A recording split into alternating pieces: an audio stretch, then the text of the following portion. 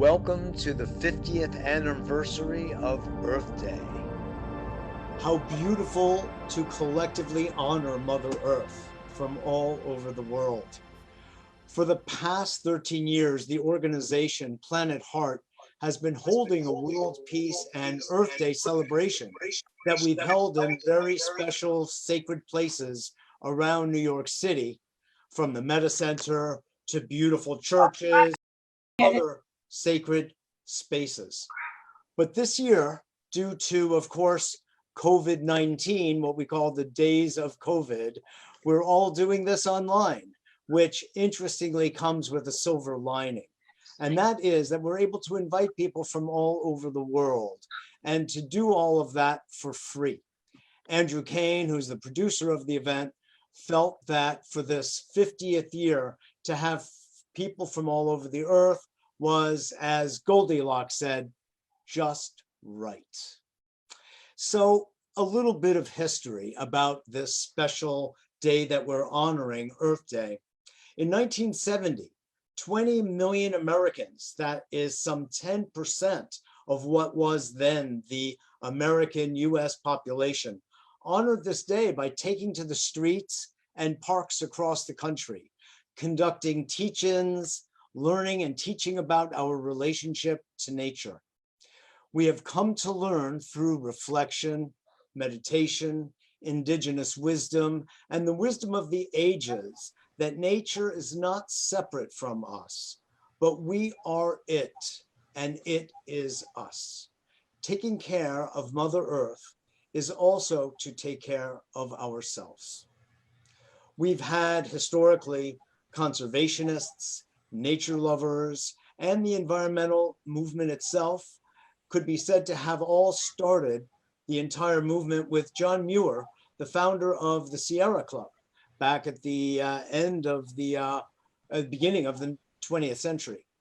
President Teddy Roosevelt also helped to advance the ideas of conservation with the establishing of a national park system. Decades later, naturalist Rachel Carson, author of The Silent Spring, who riveted our attention to the serious destruction of marshes and animal habitat, and of course our own, is really, you could say, the springboard of what we have today as the modern movement. 1970 is what we refer to as the beginning of the modern environmental movement, even though so much has happened for so long, going back to the indigenous people from all corners of the earth, to the Taoists and all other people connected to the earth. That was our way. But for Westerners, and after so much destruction that we have seen to our beautiful planet, we mark the beginning of the environmental movement really with the beginning of Earth Day, April 22nd, 1970. So interestingly, it should also be said that it was a Republican, President Nixon, who signed the Clean Water Act just after the Earth Day event, the Clean Air Act, and established the Environmental Protection Agency. Our cities and waterways were getting cleaned. And now, it also needs to be said, 50 years later, a different Republican president has reversed virtually all of the legislative acts of his predecessor and has really gutted the EPA. What were major steps forward became, in short order, major steps back. So our spirit now is doubly challenged, but our resolve and commitment is unstoppable. We are fighting for a favorable outcome for our species and all sentient life. And today's event is a symbol and a signal of exactly that. We have many organizations these days who are doing extraordinary acts of love and kindness toward Mother Earth on all levels, through ritual, through ceremony, through business, through legislation, some, and especially on more local levels, through organic growing without pesticides and chemicals. People care. the Sunrise Movement, the Pachamama Alliance, Citizens Climate Lobby, dozens upon dozens of people rising up to meet the challenge. Paul Hawken, in one of his books, Blessed Unrest, names thousands of organizations, NGOs, social enterprise activities that are deeply engaged in making this world a better place, cleaner, environmentally resolved, and cleansed from the damage that we have done for so long. And that brings us to today's event. The challenges are many, but the care, the respect, the love of Mother Earth, the love of life itself is plentiful among our esteemed roster of presenters today, and I am sure that we're all in for a very special time. As the evening proceeds, you will feel increasingly that you are part of a very welcoming, loving community, celebrating what is so dear to us, and that's exactly what we want. We have speakers, Indigenous ceremony, musicians, and a lot of good cheer. So just a note of simple housekeeping. About 2 minutes prior to the end of each presenter or musician, I'm going to be hitting a bell, and that's a signal that you have 2 more minutes. And then if you hear another bell, that means really wrap it up. And I'll be beginning an introduction to the next speaker. So with that, I want to thank you all for being here from all parts of the world. And I want to just take one moment among us all to thank those people that are keeping our society rolling, that are taking care of the people who have been infected by the COVID-19 in hospitals and doctors' offices and clinics around the world. These people are true heroes. They are fighting for life, and they deserve to be honored by us today. So with that said, we can begin the first ceremony.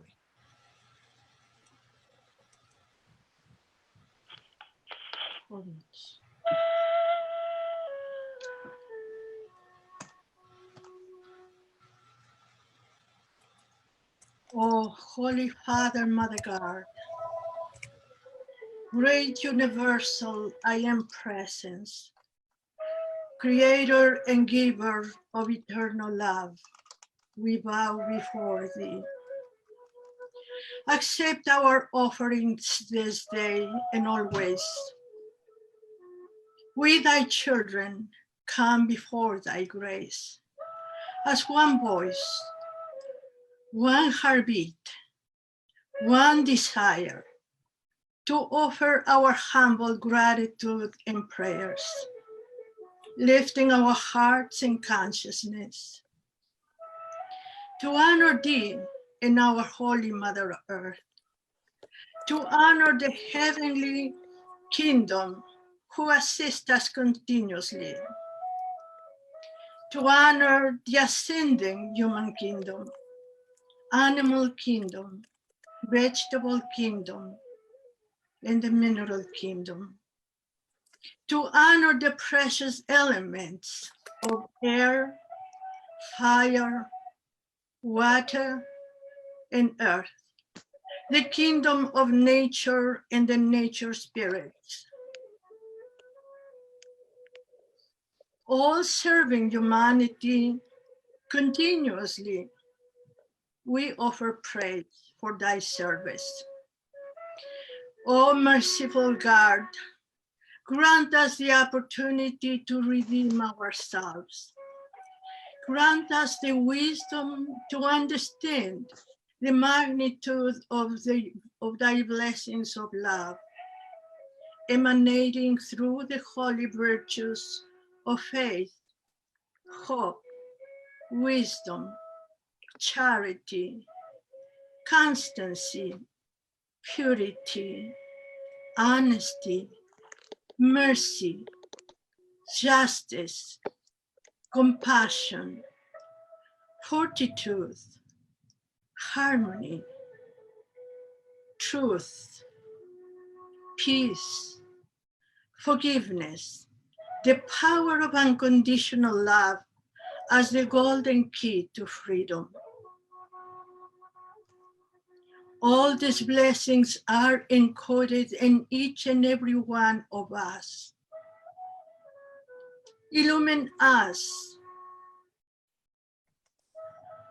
Illumine us to discover and take ownership of these gifts by personal application, to free us from the hypnotic state of false illusions, of separation, false power of limitations of fear.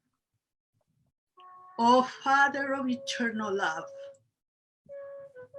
grant us the spiritual courage and the fortitude to overcome the challenges before us, the humility and reverence for the sanctity of all life.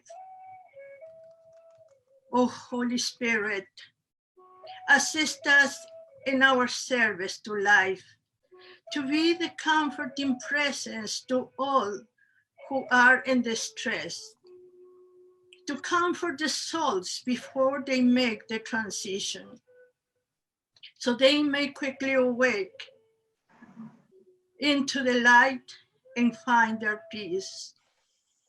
We pray for the comfort and solace of all the loved ones. We pray for all who are in the front lines serving those in distress. We bless them. We pray for wisdom, for the leaders, for the wisdom of the leaders, that they may execute their duties in good conscience, knowing that their deeds are accountable to higher laws. We pray for forgiveness. We kneel before the law of divine justice for all the pain we had inflicted upon each other, for the desecration of our Holy Mother Earth. As we journey forward in thy love, behold thy children coming together to heal the earth and to heal each other, to restore the sanctity of family life. At last, thy children are awakening to our reality as one spiritual family, praying for to be worthy of thy grace in the fulfillment of our divine destiny. So be it, and so it is, ever expanding and world encompassing. We accept this done in thy holy name, in thy holy way, in thy holy love. Amen and amen. In thy name I am.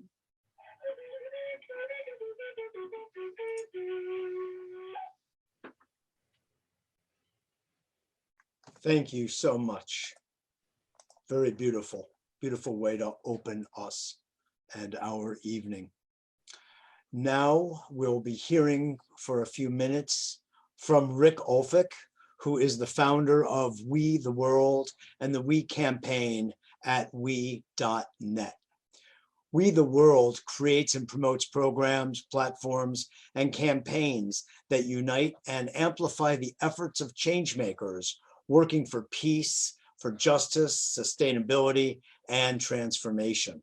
Rick is the co-creator of the annual 11 Days of Global Unity, September 11th to 21st, the 11 Campaigns for Change, a platform for people and organizations worldwide with participants that have included Desmond Tutu, Jane Goodall, Deepak Chopra, Daniel Ellsberg, Marianne Williamson, Ralph Nader, Robert Thurman, and many, many others. Rick is also, in his own work prior to having started all of this, an award-winning composer and keyboard player who has performed with Queen Latifah, Phoebe Snow, Carlos Santana, Bernadette Peters, and Judy Collins, to name a few. Rick. Thank you so much, Mitchell. I'm having a little technical challenge here, but I think it's happening. Okay, so here we go.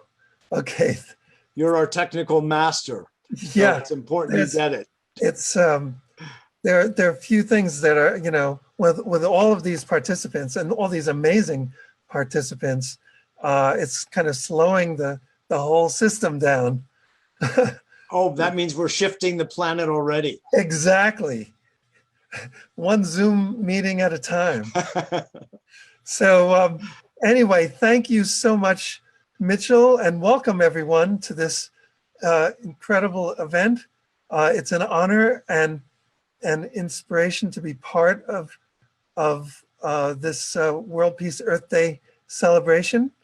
I want to express deep gratitude to all the speakers and performers and everyone who worked to make this event possible, especially Andrew Kaen, who has been producing this extraordinary event with We the World for 13 years now. Congratulations, Andrew.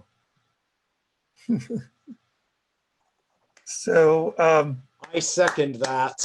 yes, exactly.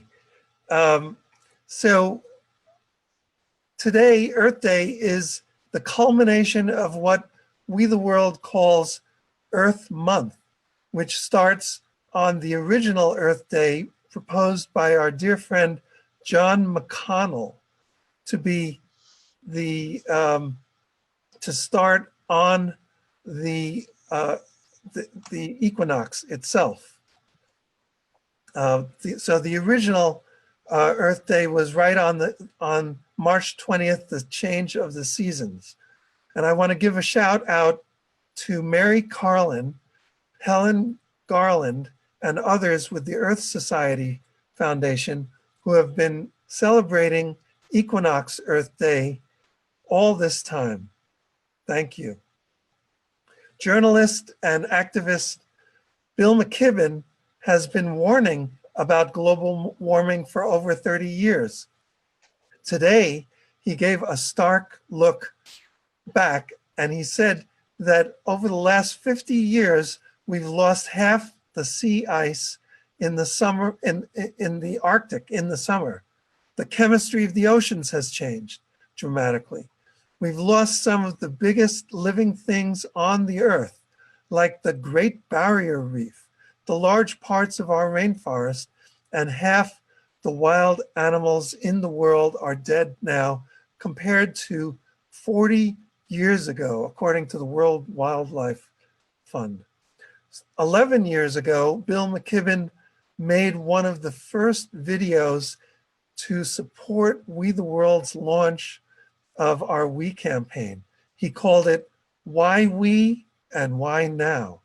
And that question couldn't be more important even right now.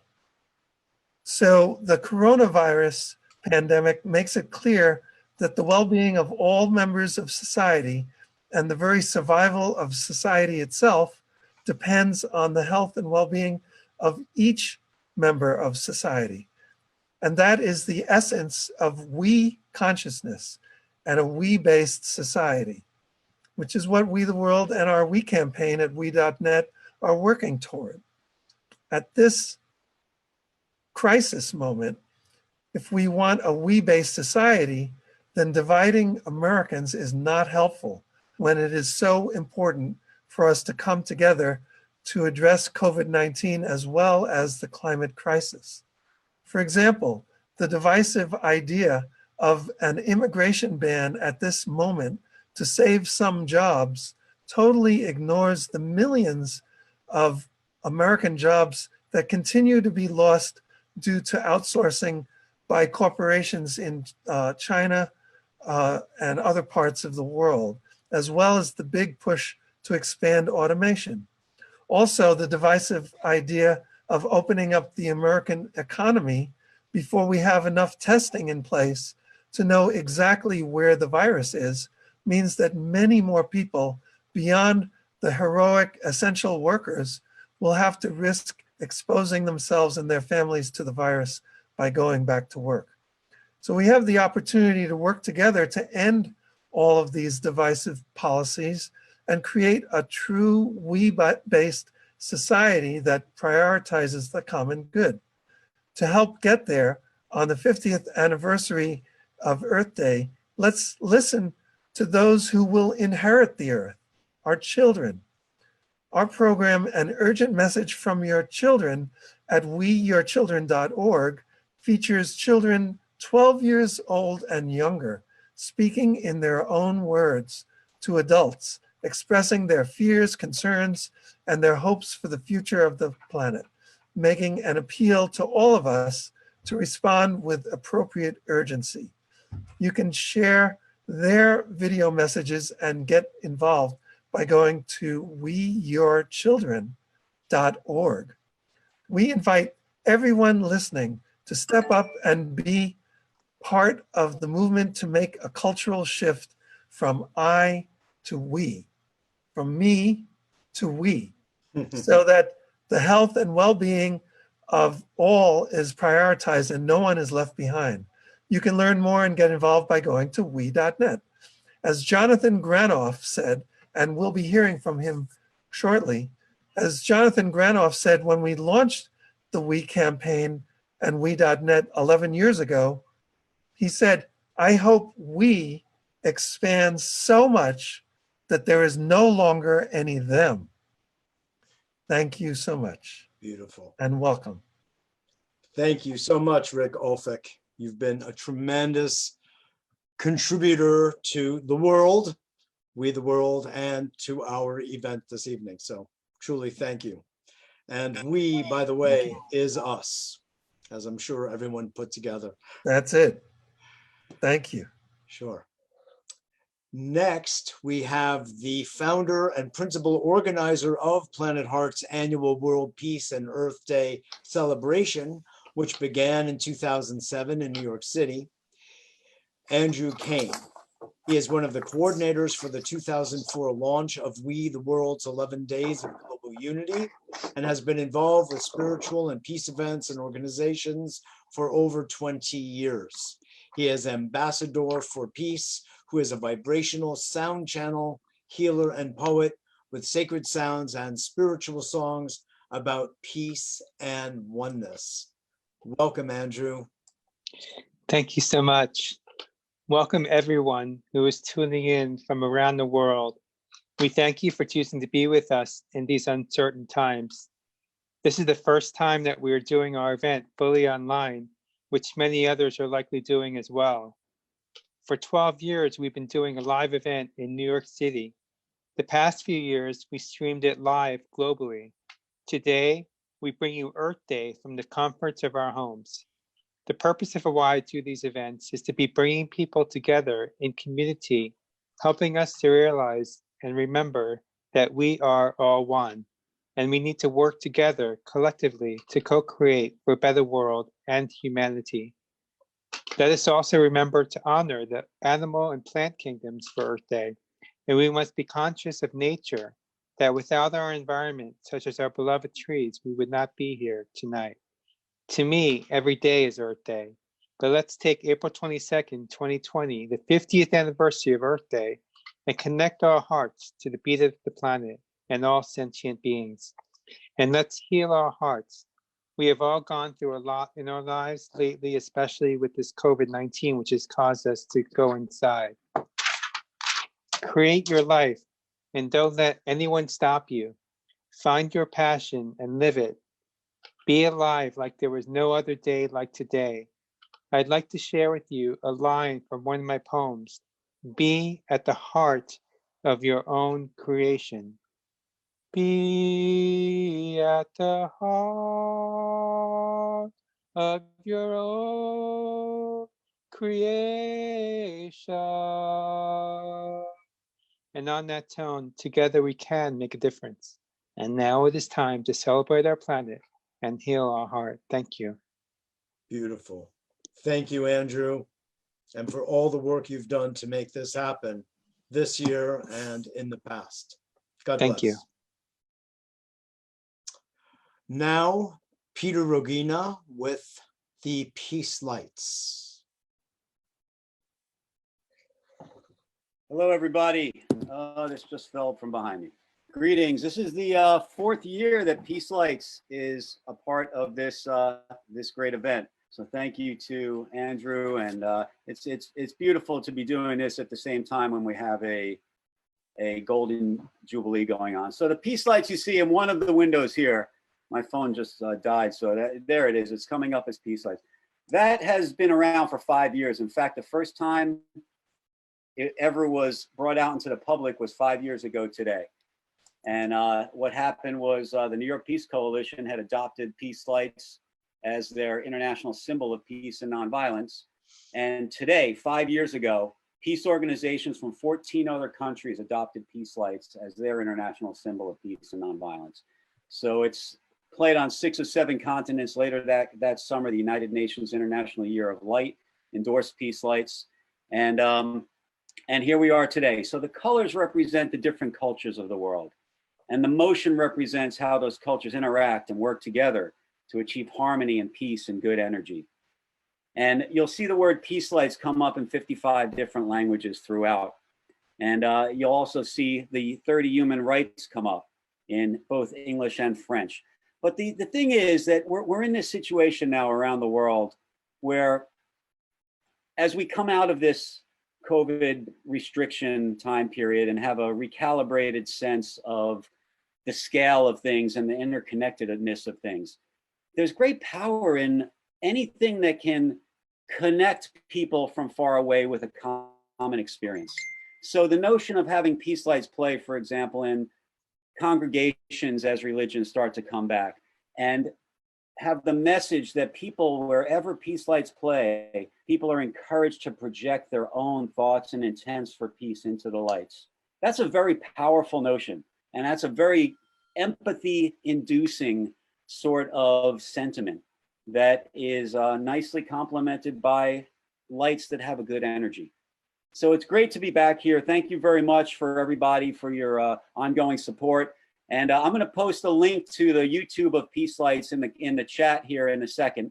And if you want to try and put it on your phone and let it be behind you somewhere in your field of view, that'd be great. But you know, this is all new for us also. We're doing a bunch of these things. We just got 501c3 status for the Africa activity, and we have 4 interns. So you'll be hearing a lot more of Peace Lights and seeing a lot more Peace Lights coming forward in this coming year. So thank you much. Great to be here. Happy Earth Day, everybody. Thank you, Pete. So appreciate your commitment to peace and the interesting way you have of expressing it. Really creative. Thank you so much. And next, we have, going back to the energy of the Indigenous, which, as you can see, is suffusing our evening, as is so appropriate. And I have said to myself so many times that had we simply listened to the Indigenous voices from all over the world for the last century or two, we would not be in this position. But we haven't listened. But now, as a collective, I believe more and more people are. And that's empowering for everyone. And so it's with a real great honor to bring forth Daryl Neal and Bill Garrett.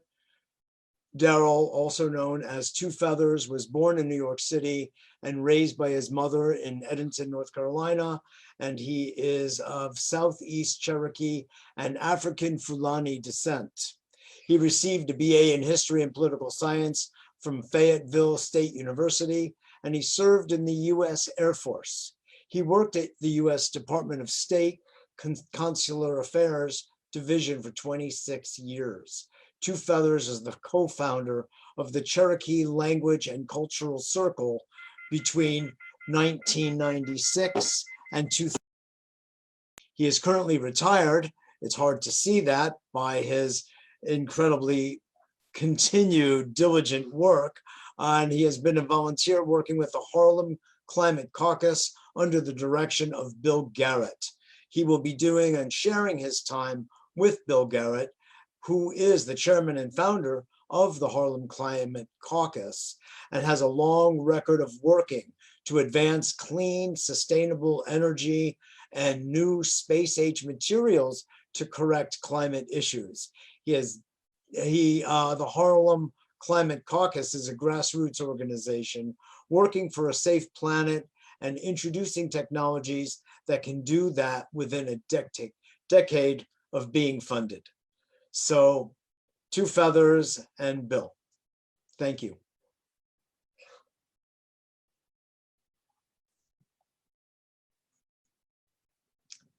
Two Feathers, are you around? Dear audience, please bear with us. I'm here. I'm here. Can you hear me? Ah, you're here. That's your signal. You're on. Yes. Welcome everybody across the world and who's ever watching. My name is Two Feathers. I'm Chalagi from North Carolina descent. I just would like to say that we have a small window to save Mother Earth. Right now, she's hurting very much. You can see the way she's reacting to the demise of the air and the fresh water and just the planet itself. And I just want to remind people that this is the only planet we have. There is no other Earth. And if we don't take care of it, our future is going to look mighty grim. Back in 2018, I joined with Bill Garrett, who is head of the Harlem Climate Caucus, to try and start some energy programs to try and save the Earth from its demise right now. And he's a great man, very smart, very dedicated to working with trying to reverse greenhouse gases. So at this moment, I thank you all. Thank you, Two Feathers. I want to introduce one of our keynote speakers, Dr. Guy McPherson, who is an American scientist, professor emeritus of natural resources and ecology and evolutionary biology at the University of Arizona. He is best known for promoting the idea of near-term extinction, NTE, a term he coined about the possibility of human extinction as soon as 2030. In May of 2009, McPherson began transitioning to living on an off-grid homestead in southern New Mexico. Guy authors a blog called Nature Bats Last that focuses on global climate change, energy decline, and the possibility of human extinction due to the increasing accumulation of greenhouse gases in the atmosphere. On November 1st, 2015, Guy McPherson was interviewed by Bill Nye on National Geographic Explorer.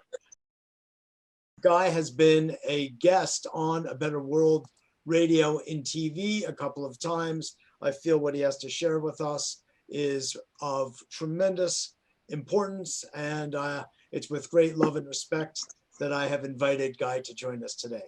Thank you so much, Guy. Thank you, Mitchell. I appreciate it very much. I'm going to try to share my screen. Wish me luck, and that will allow you to see some slides. There we go, more or less.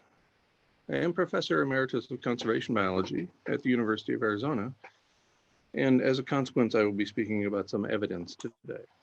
I was asked to speak about the evidence underlying climate change. You can find everything that I'm going to say today and a lot more, if you're not depressed enough when I'm done, at guymcpherson.com. That is the blog that Mitchell mentioned, Nature Bats Last. The question I have for today, and I will start with it and I will come back around to it, is what shall we do? What shall we do? What is worth doing? And most of us ask these questions initially at the level of family and friends, and then at the level of community. Some people ask them at the level of society. And I have a quote there attributed to Gloria Steinem, indicating that the evidence I present might indeed set you free, But first, it won't necessarily make you very happy. The questions have never been more pressing. What shall we do? What is worth doing in the midst of a pandemic, in the midst of a mass extinction event, in the midst of abrupt, irreversible climate change? And so I would ask you to consider those three levels of organization: family and close friends, community and society, as I go through this series of slides with you.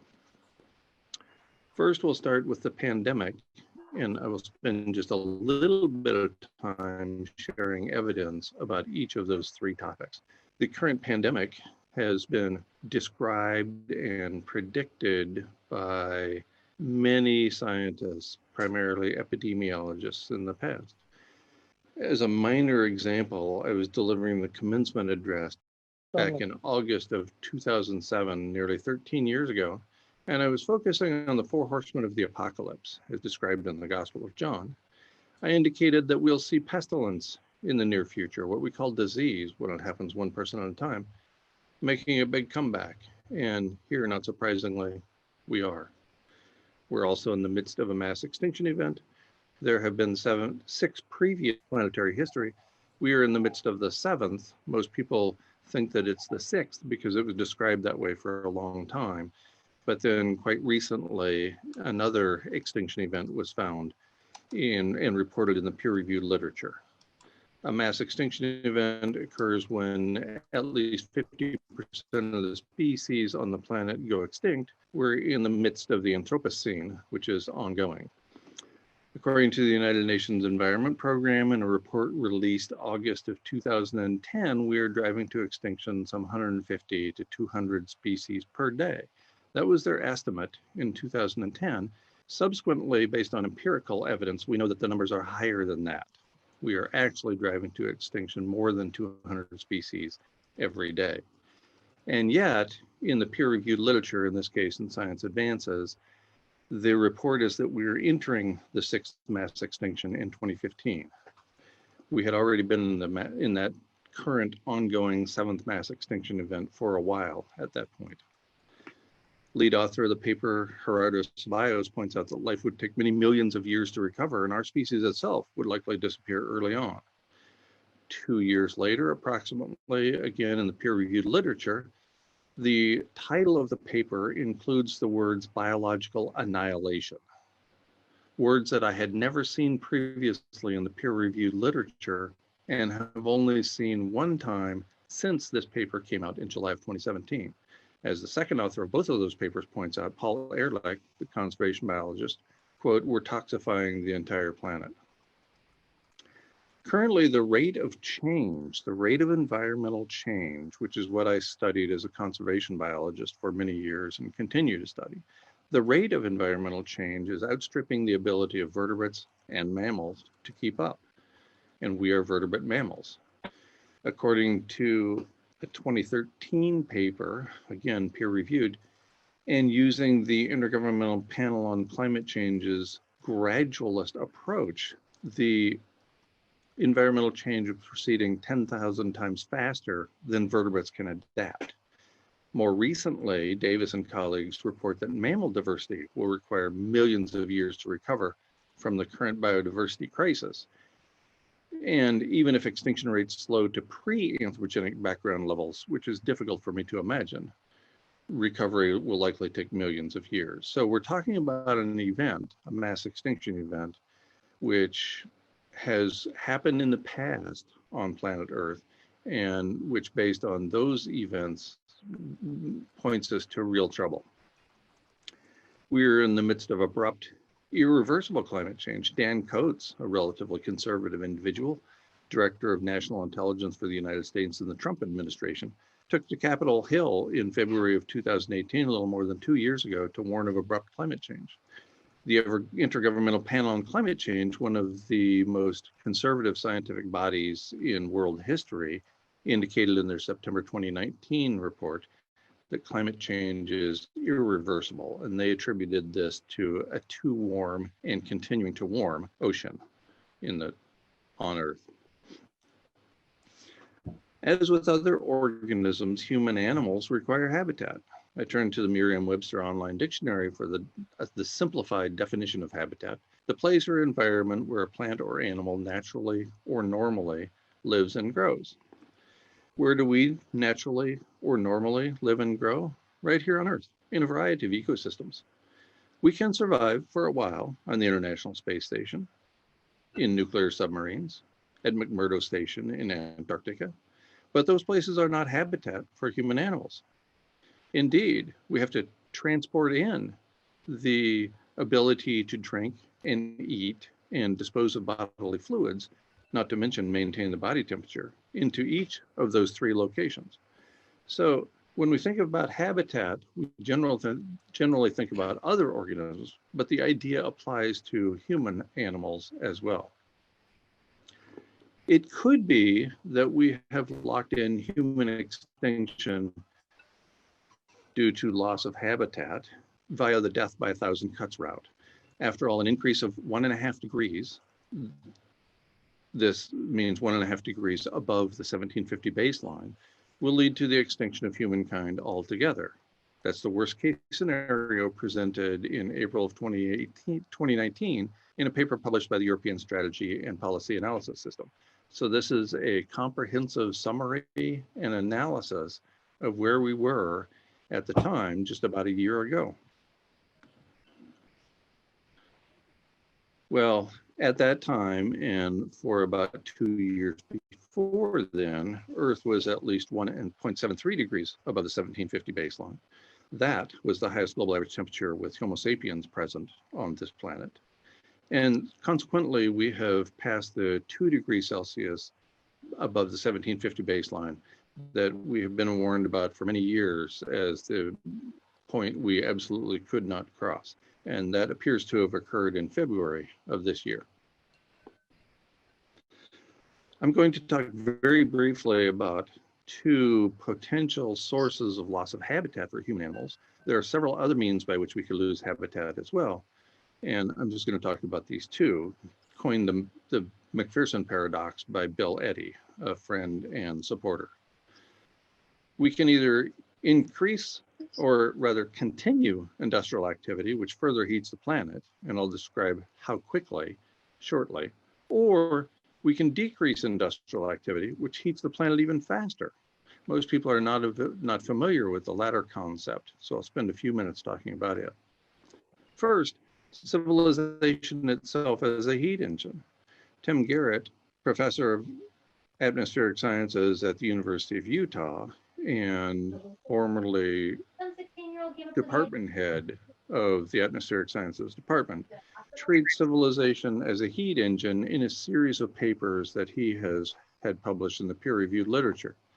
And what he means by this, and the idea supported by abundant evidence, is that it doesn't really matter whether we power industrial civilization with fossil fuels or with wind turbines and solar panels. Regardless, civilization acts like a heat engine and continues to overheat a planet that already has a fever. How fast? According to a peer-reviewed article by Burke and colleagues published late December 2018 in, again, a peer-reviewed journal in Proceedings of the National Academy of Sciences, quote, our study suggests that climates like those of the Pliocene will prevail as soon as 2030 in the current era and persist under climate stabilization scenarios. The Pliocene, the mid-Pliocene, is about 2 to 3 degrees Celsius warmer than we are today. This paper is based on the IPCC, the Intergovernmental Panel on Climate Change's representative concentration pathways, which have been repeatedly shown to be far too conservative. So it would surprise me if it took until 2030 maintaining industrial civilization. If it only takes that long to get to Pliocene style conditions, I would be very surprised. What about decreased industrial activity? How does that operate? Most people are unfamiliar with this idea. You can see Homer Simpson there lying with the sleeping bag and the pillow that are methane and carbon dioxide, two greenhouse gases that are relatively well known. Water vapor is a third greenhouse gas, as there are 40 more. So they continue to warm the planet, but at the same time, industrial activity produces these greenhouse gases. Industrial activity also puts aerosols into the atmosphere. And these aerosols act as something like an umbrella to prevent sunlight from reaching the Earth to begin with, and therefore heating it. So as long as we have the aerosol masking effect, sometimes called global dimming, in place with these aerosols, we will continue to keep our planet relatively cool. Now, the really bad news is that the heating locked in from carbon dioxide at the current level, the heating will continue for at least the next 1,000 years, again, according to the peer-reviewed literature. And the aerosol masking effect, to which we are contributing daily with industrial activity, goes away in somewhere between 5 days and 6 weeks. 5 days, according to James Hansen and colleagues, and about 6 weeks seems to be the consensus among other climate scientists. So if we lose global dimming or the aerosol masking effect, we will experience a very abrupt rise in global average temperature, far faster than almost any species on the planet will be able to keep up with. The evidence points to about a 20% reduction in industrial activity, leading to a 1 degree Celsius temperature rise. And this based on a series of papers that I'll mention a couple of shortly. And if that's the case, if the evidence actually is accurate, then COVID-19 might cause the extinction of humans, and therefore the extinction of all life on Earth. And I'll point to those connections shortly. Already at about approximately 2 degrees Celsius above the 1750 baseline, we're seeing fires, the likes of which we are unable to keep under control. We are seeing floods that are destroying crops. We're seeing droughts that are destroying crops. We're seeing floods and droughts sometimes within a year. For example, in the central United States over the course of the last year and a half. These are the kinds of events that are contributing to the removal of habitat for our species. We've been fortunate so far in that the apparent reduction in the aerosol masking effect due to COVID-19 occurred early this year. So all of the trees had their carbohydrate stored and ready to leaf out this year. The fires hadn't started yet when the COVID-19 crisis broke out early this year. And I strongly suspect we will witness the consequences of that 20% reduction in industrial activity in the relatively near future. And here I'm talking about during the coming fire season, the wildfire season, and also during the flooding and drought season in various parts of the planet. The aerosol masking effect, according to the lead author of the paper listed there at the bottom, Rosenfeld, in the premier scientific journal, Science, released on February 8th of 2019, the Sustainability Times did an interview with Rosenfeld shortly before that paper came out and concluded that the cooling impact of the aerosol particles, much of which are pollution that humans have been pumping into the atmosphere, is nearly twice what scientists previously thought. Now, the paper by Rosenfeld and colleagues in Science cites the paper by Levy et al. In Journal of Geophysical Research, Atmospheres. And that paper, the one by Levy and colleagues, found that as little as a 35% reduction in industrial activity will trigger a 1 degree Celsius global average temperature rise. So it seems that if the masking has been underestimated by half, then as little as a 20% decrease in industrial activity will trigger this kind of temperature rise. I think that has already happened. It's already underway as a result of reduced industrial activity, first in China, then in India, and now in a large region of Eurasia. But we just haven't observed the impacts yet because it happened at just the right time. If we see the crop failures I expect later this year, then it will be pretty easy to attribute the crop failure to the loss of the aerosol masking effect. Well, extinction of all life on Earth, that seems crazy until you look again at the peer-reviewed literature, in this case, a paper in Scientific Reports, that for the second time ever in my extensive career as an academic scientist, I've seen the word annihilate or annihilation in the title. Co-extinctions annihilate planetary life during extreme environmental change. What's extreme environmental change? According to this paper, 5 to 6 degrees Celsius global average temperature rise. We're about 2 degrees above the 1750 baseline. We could easily see an additional 6 or 8 degrees as a result of environmental changes going on right now. In fact, in an interview of Strona conducted coincident with the release of this paper, Australia's SBS News reports, our paper demonstrates that even the most tolerant species ultimately succumb to extinction when the less tolerant species on which they depend disappear. Sorry, I'm a little distracted by the apparent child who's hacked into the system and is spelling words out on my screen here, and presumably on yours too. It seems the paper could not have drawn more attention to humans. Our paper demonstrates that even the most tolerant species, for example, those capable of living at McMurdo Station in Antarctica or capable of living in the International Space Station, will ultimately succumb to extinction when the less tolerant species on which they depend disappear. And here I'm thinking about filter feeders that keep our water clean.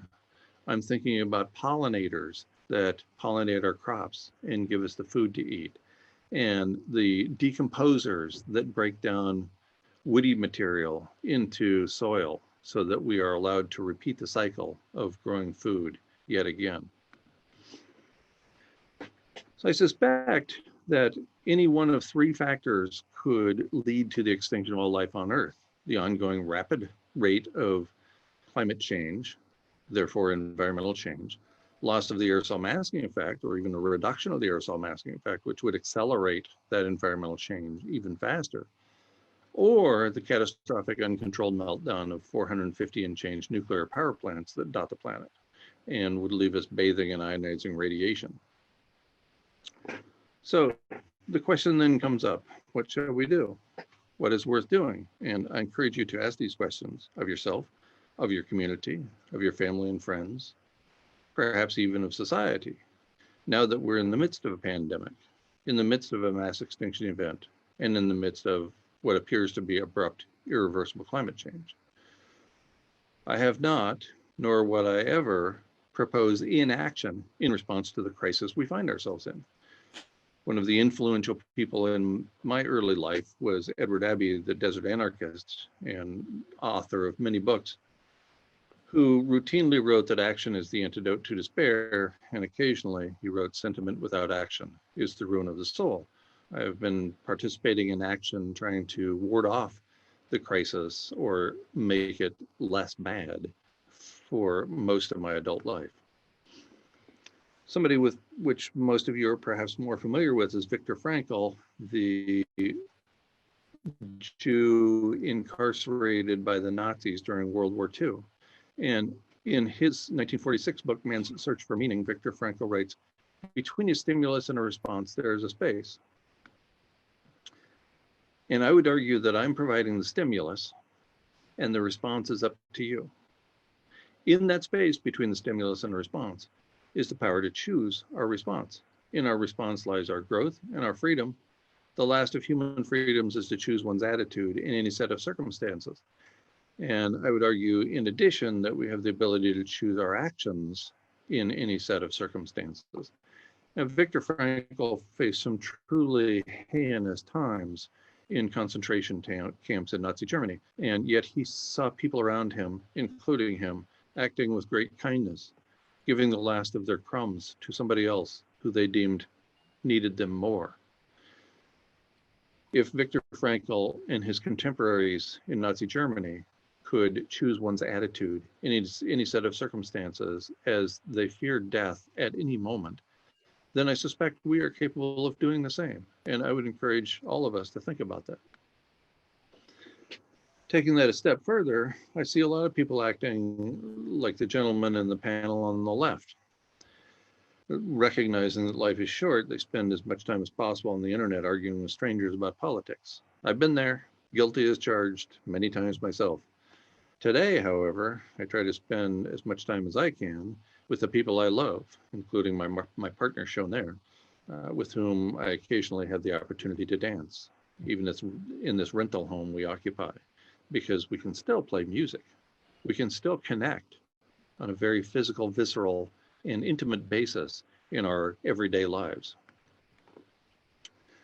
I'll quote just another individual that most of you have probably heard of,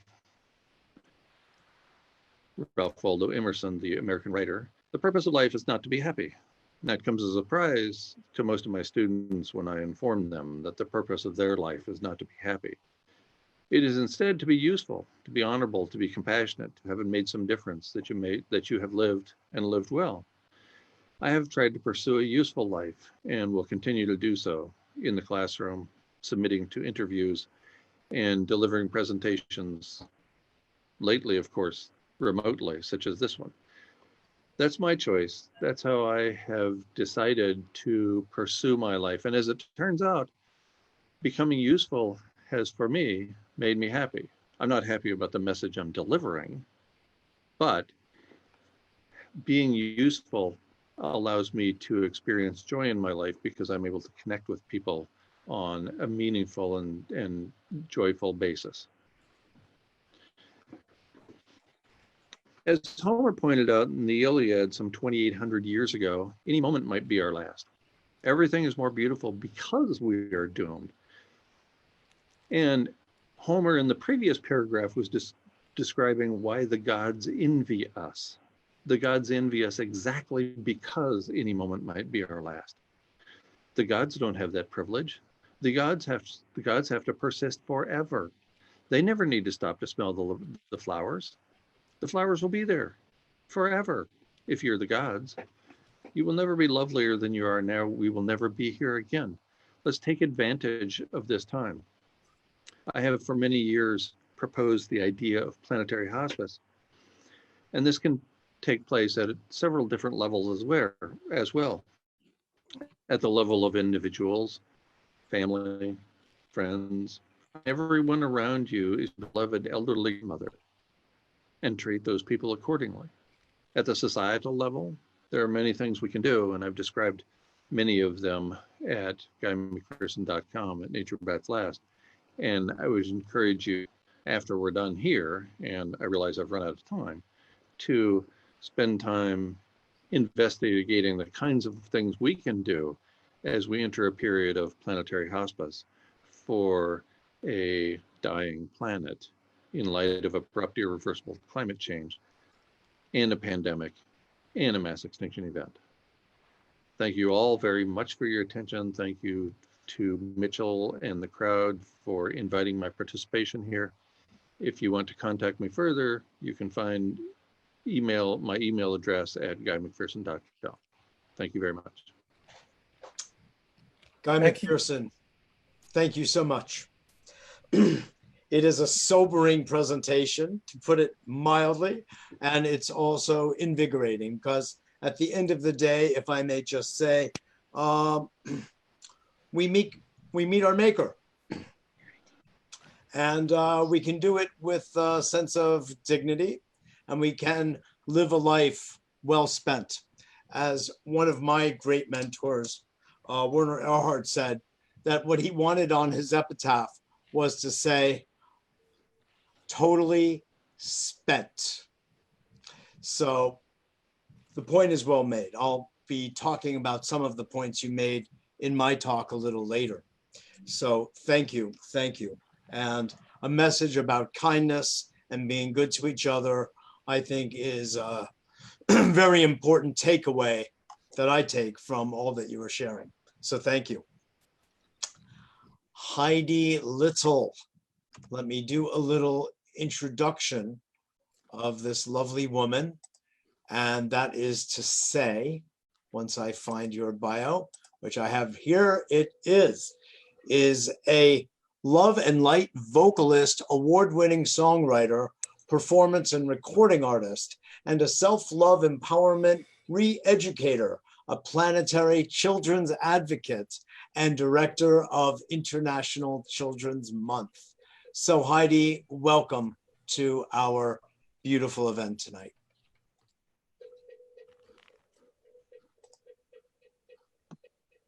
Oh, thank you so much. Yes, absolutely sobering presentation. But I was asking myself the same questions this day. You know, we're celebrating Earth Day, and it's a celebration, yet we still have so much to conquer and to figure out how we're going to move forward and what we're going to do as we move through this portal to make this into a different vision, right? Something that everyone is involved in and activated in as love in action. So I'd like to just ask everyone to connect to their heart for a second and just imagine a seed of light in your heart that glows and grows. And as we breathe in the love and we breathe out the love, that light grows and it fills us. And as we connect to our earth and connect to our spirit, we find inside of ourselves the well to draw from to move forward as love in action and become the change that we must become. And it's up to all of us. It can't just be a handful of people or a few people. It must be our human family, because this is our home. And I know we love it. And I know we love the water. I see us at the beaches. I see us in the forest. I see us, you know, together as love in action. And I know far too many beautiful people who are committed to co-creating something that works for everyone. So thank you on behalf of all of the children and youth on the planet for anything that you will choose to do from here on out differently, and who you will choose to gather with in your communities, in your homes, and online. And thank you to We the World for having a consciousness moving from I to we. And thank you to Andrew Kaen for putting together all these beautiful people with Planet Heart. I mean, what better way to express it, right, than Planet Heart? There it is.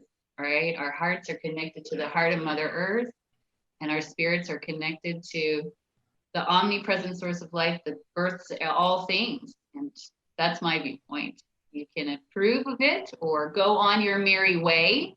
But regardless, let's make sure we keep the water and the air clean so we can continue to agree to disagree. And on that note, I'm going to play the message from Mother Earth, and it's called One. And in 2009, I was laying in the grass, completely distraught about the directions we were headed. We had worked really hard to get single stream recycling into Austin, Texas. We had finally overcome that. My days picking up trash with my little 2-year-old daughter along the streets ended. And we started to actually be able to collect them and put them in bins. And I asked the earth, open, what do you need the people to hear? And this is what she said. So she said, been distracted by foolishness and doubt, beauty to breathe, depletion of non-renewable resource, time to testify this dream is real. One heart, one world, one song, one new day has dawned. Time to testify this life is real. The chance has been taken. No more room to weep. Solution. one heart, one world, one song, one dream, one life, one. And now, there's more. Hang tight.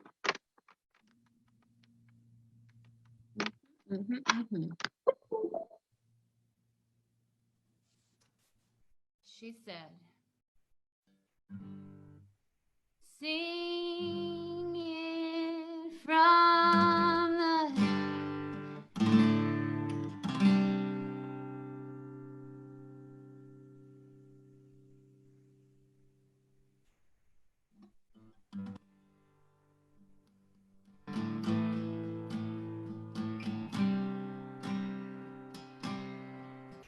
so been distracted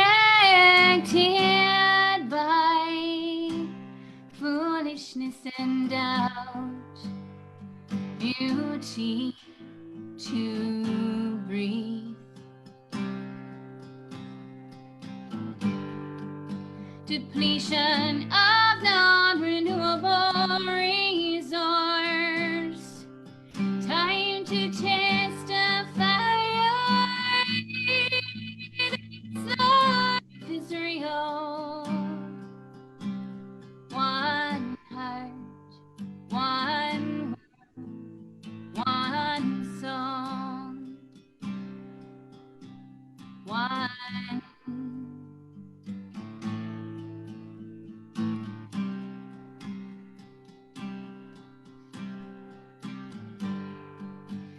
New day has dawned, time to testify. This life is real. The chance has been taken, no more room to weep. Solution, one heart, one world, one song, one dream, one life, one. Sing it from the mountain, sing it from the shore, sing it from wherever you find yourself living for. Sing it for your freedom, sing it for your friends, sing it from the place inside of you that never ends. Sing it for our children, sing it for the love, sing it from the place inside of you that's rising up.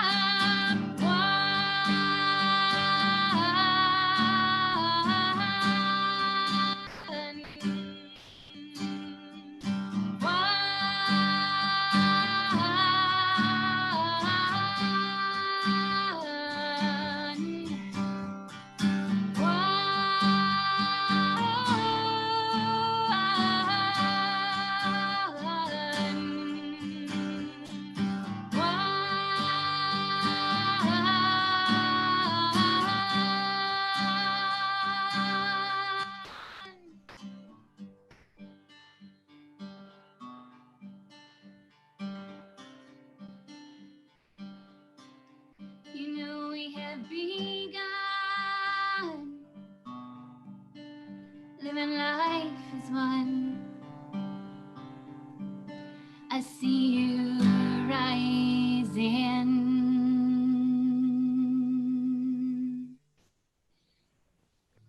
Love you. Beautiful, Heidi. Thank you so much. That was awesome. Ah, yes. Oh, yes. So it's so nice to have a little music in between our talks and our presenters, bringing us to another level of our hearts and our humanity. And that's what you just did, Heidi. So thank you. Thank you. So now we are going to move into, actually, it's going to be slightly different than what we've been doing of just a speaker. I'm going to introduce my colleague and dear friend, Ellie Lesson. We know each other through the Pachamama Alliance and the Drawdown world, which we'll be speaking about a little bit. In this case, I'm going to do a little bit of an interview of Ellie, and that way we'll get to handle the next few interesting points of what many of us are doing relative to reversing the irreversible, of challenging any paradigm that suggests that we cannot accomplish our goals, as challenging as they may be. So on that note, I'm going to introduce Ellie. I somehow see Catherine Davis there for the moment, but I'm here. Ah, there's my dear Ellie. Okay. So, Rick, I don't know if you'll be able to split screen or anything, but let me just say a few words about Ellie. She is a seasoned professional executive producer of a large-scale global and national events. While currently semi-retired at this point, her last event in the wake of the Me Too movement and the Up to Us movement was the commemoration of International Women's Day for the United Nations in the UN's iconic General Assembly Hall. Ellie also heads up Drawdown, a series of solutions proposed by hundreds of environmental scientists from around the world that were brought together in a compendium called Drawdown by Paul Hawken and Catherine Wilkinson, both of whom have been guests on A Better World Radio and are definitely mentors of mine. So and Mitchell, why don't I tell people who you are? Yeah. So when you can, then you can proceed with the interview. How's that? Voila. Okay. So Mitchell Rabin is an international speaker, impassioned environmentalist, and I'm going to switch views here. Yes, he's an impassioned environmentalist, stress management consultant, and host of A Better World TV and radio, which has been on the air since 1993. He is founder, president, and CEO of A Better World Foundation, a nonprofit organization which uses media, education, communications, and social enterprise for creating a more educated and inspired society that is more humane and sustainable. I could go on and on and on, and I think it might be good for us to just move into the interview, but thank you, Mitchell, for your ongoing service. Take it away. Pleasure. Thank you so much, Rick Olfick. You and I have been doing this dance together for a long time. Indeed. That's for sure. Ellie Lesson. Yes. So lovely to have you as part of our Earth Day celebration. I am honored, Mitchell. I am honored. I'm so glad. So are we. So Ellie, you know, you have a distinguished career. You and I have spent the last few years involved in the Pachamama Alliance activity, which just uplifts our soul and educates our mind and gets us into action. And as part of that, we have also been engaged in the wonderful work that has come forward in the form of Drawdown. In fact, I'd love to show this to everybody if, Rick, you're able to get this, because the title of the book is provocative. Can everyone see that? Yes, we can see it. Can't see it all, I'll tell you. Drawdown, the most comprehensive plan ever proposed to reverse global warming. That's right, folks, reverse. And Ellie, you and I are completely committed to that outcome. Absolutely. And I wish that you would educate our audience thinking like a TV host. Educate our people about what that means. What does drawdown mean and what does it consist of? Well, thank you so much. First of all, I'd like to say, Guy, I really enjoyed your presentation. And I want you to know I got transported back, although I'm sure we're a similar age, but I got transported back to my own father, who was head of creating programs for people at the California Institute of Science and Industry way back when in Los Angeles.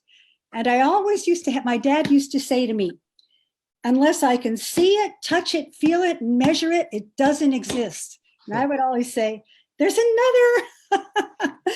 another part that we haven't gotten yet, but it's all powerful. You know? Anyhow, I loved talking to you, Guy. I hope at some point I can chat with you longer, but drawdown. Okay. What about your father?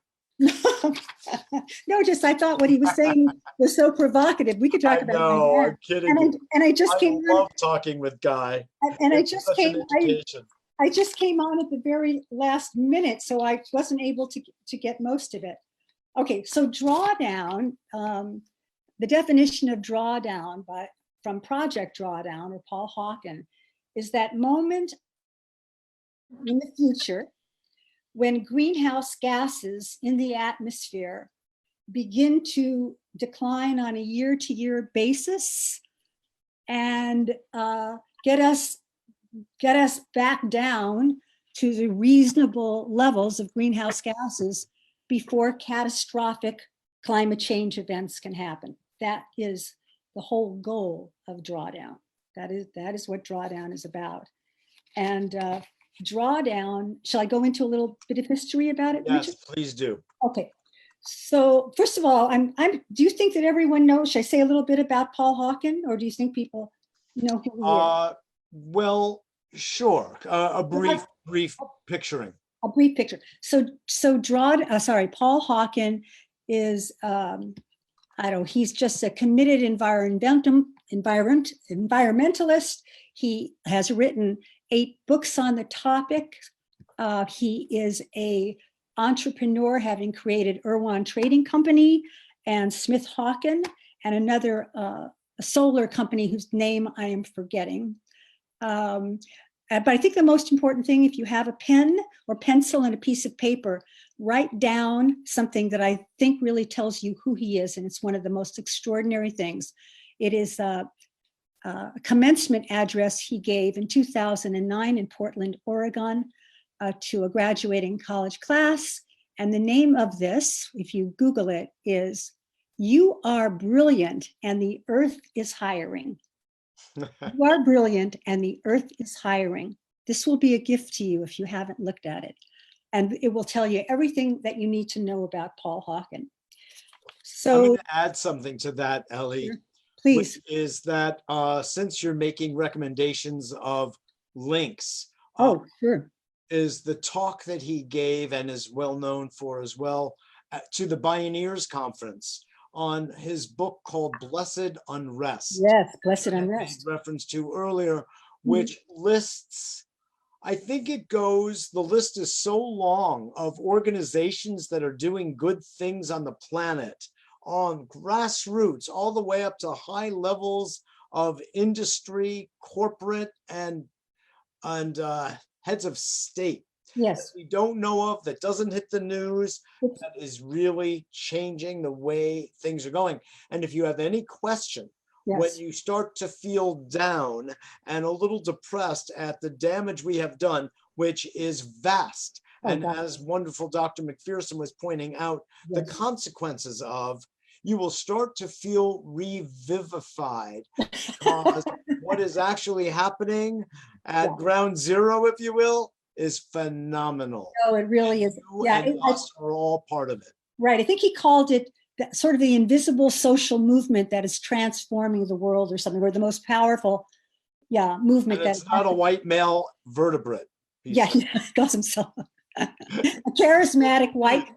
The times that are changing will be very soon when it's not a charismatic white male vertebrate, like himself who will be in power. Exactly. That's what he's So can advocating. you lay out for us some of the some of the fundamentals of this idea called Project Drawdown? So okay, so a little bit of history, because Paul Hawken, I just want to say at a moment like this, I think all of us want to know, what should I do? God, tell me, what can I do? Because if God would tell us, I think we would all, every single person on this call, we would do it. And I think it was at a moment like this in Paul Hawken's own life that Drawdown was created. He had been, like most of us, deeply disturbed and knowing in a deep part of himself for decades that something was very wrong with our relationship with the earth, that we were destroying it, that we had a destructive, extractive economy that was a death economy, really. And so he asked his friends, and since he was in the movement, he knew a lot of them, including IPCC writers, the Intergovernmental Panel people, the scientists. He started to ask them, has anyone done a study on whether or not we can reverse our situation? Because science had done an extraordinary job of telling us all of the horrible things that were going to happen. Very accurate science. Even what Guy was talking about, accurate, truthful. But no one, it seemed, had done a study to find out if we could actually reverse it. And all the scientists said, what a good idea, but no one's ever done it. And no one did do it. And then at some point, he went to the Iceland, in Greenland, the ice sheet there, and he saw the scientists drilling down into the core and bringing up those ice samples that actually proved that we human beings had never lived on this planet on anything above 300 parts per million of greenhouse gases. And at that time, when he observed that, we were already over 400. And if you added in greenhouse gas equivalents like methane, nitrous oxide, and so on, we were well above that.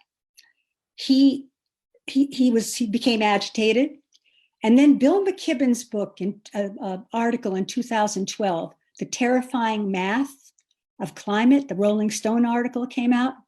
At that moment, Hawken had an epiphany. He realized that he was going to take this on. Give us a couple of the fundamental ideas regarding solutions Sure. that are embedded in Project Drawdown. The one thing I want to say, and why this book became a New York Times bestseller, okay, was because at the end of their multi-year research, when they pushed the button to find out whether it was doom and gloom or game over with regard to climate, the science came back that yes, we could reverse global warming. That doesn't mean we bring back species that go extinct, but yes, we could reverse it with already existing solutions. So the point is that they identified 100 solutions and listed them at the level of which they did not emit greenhouse gases into the atmosphere, or if they brought them down and kept them sequestered. Those solutions were published in this book, although pristine in science. It's made for lay people such as myself, so that regular people can get involved in the effort that we have to take right now, because now is the time that we need to move on this. They just did, so this was Drawdown 1, and they just came out last month with Drawdown 2.0 after 3 years, and the research remains the same. The consensus is that yes, we can do this by mid-century if we scale up these already existing solutions. You wanted me to mention some of them? Okay, hold on. So I'm not going to talk about the ones that are what we would expect, like wind and soil. Sorry, wind and solar. I'll mention some. Food waste reduction and plant-rich diets together curb demand. They curb deforestation and associated emissions. Refrigeration management was number one. Those HFCs escaping in the air, they are more powerful by 1,000 to 9,000 times more damaging than CO2. Restoration of temperate tropical boreal forests, which are powerful, vast carbon sinks, are an enormous drawdown solution. Indigenous peoples' land management and stewardship, telepresence, like we're doing right now, communicating with one another without having to travel, that is a drawdown solution. And for me, most fascinating as a feminist, access for all women to high quality voluntary reproductive health care and education. Because if women become educated and they become persons on their own, so to speak, instead of having an average of 5.6 children, they wind up having 2 children. They have jobs, they have resources, which they pour into those 2 children, and it becomes a virtuous cycle of not only a family getting better, but of a town getting better, a city getting better, a country getting better, a nation getting better, and I think a world getting better in the empowerment of girls and women. That's beautiful. Okay, here's the most important thing. This is really important. The bottom line about this is that we can solve the climate crisis, and the solutions also bring social justice and equity, jobs, health, and well-being. So if we do it right, we can shift the way we do business from exploitive and extractive to restorative and regenerative, from a death economy to a life economy, and the world, and move closer to the world that we all want. That's the work of Drawdown. God bless you. Thank you so much. And I want to just thank you for the initiative you have taken in leading the project Drawdown in New York City. Of course, I've been so connected with you for these last few years. Hasn't it been extraordinary? Putting things on, you know, at Society for Ethical Culture, etc. We've done some wonderful things. Mitchell, I just want to share, can I just share with the crowd just really quick? You know, we really don't have the time, Ellie. That's not the time for this, but thank you. The point remains that I want to give Ellie the credit because I know I've worked side by side with her, and extraordinary things happen, amazing things happen in her presence. And thank you. You're welcome. For your beautiful work. Mwah. It's so important what is going on here with Project Drawdown in New York City and in fact across the country, because it is truly all about solutions and solutions that we can do really in our own kitchen, in our own backyard, as well as globally on a large scale. And Ellie shared a few of those with us. So with that, I again say thank you. Our next guest is our other keynote speaker, Jonathan Granoff. And at the end of his talk, we will be bringing in the incredible music of Michael Fitzpatrick, who is a dear friend of both Jonathan's and mine. Jonathan, a few words about him, is president of the Global Security Institute, a 2014 nominee for the Nobel Peace Prize. Jonathan is also an attorney, author, and international advocate, emphasizing the legal and the ethical dimensions of human development and security with a specific focus on the threats posed by nuclear weapons. He has also been a guest on A Better World some time ago, and it's time to do that again. Michael Fitzpatrick is an internationally renowned cellist for his music called Tuning the Planet, and he has been hailed by the New York Times as possessing, quote, virtuosity and an ear for musical dialogue, and by NPR as an interpreter of the muse. Michael Fitzpatrick has performed as a soloist around the world, including at the Rock and Roll Hall of Fame, Hollywood Bowl, the UN, the Vatican, the West Lawn next to the West Wing, and with the Jerusalem Symphony Orchestra. One of Michael's crowning achievements was the music he made and subsequent CD in a cave in Kentucky with Tibetan monks, chanting in honor of His Holiness the Dalai Lama's friendship with Thomas Merton.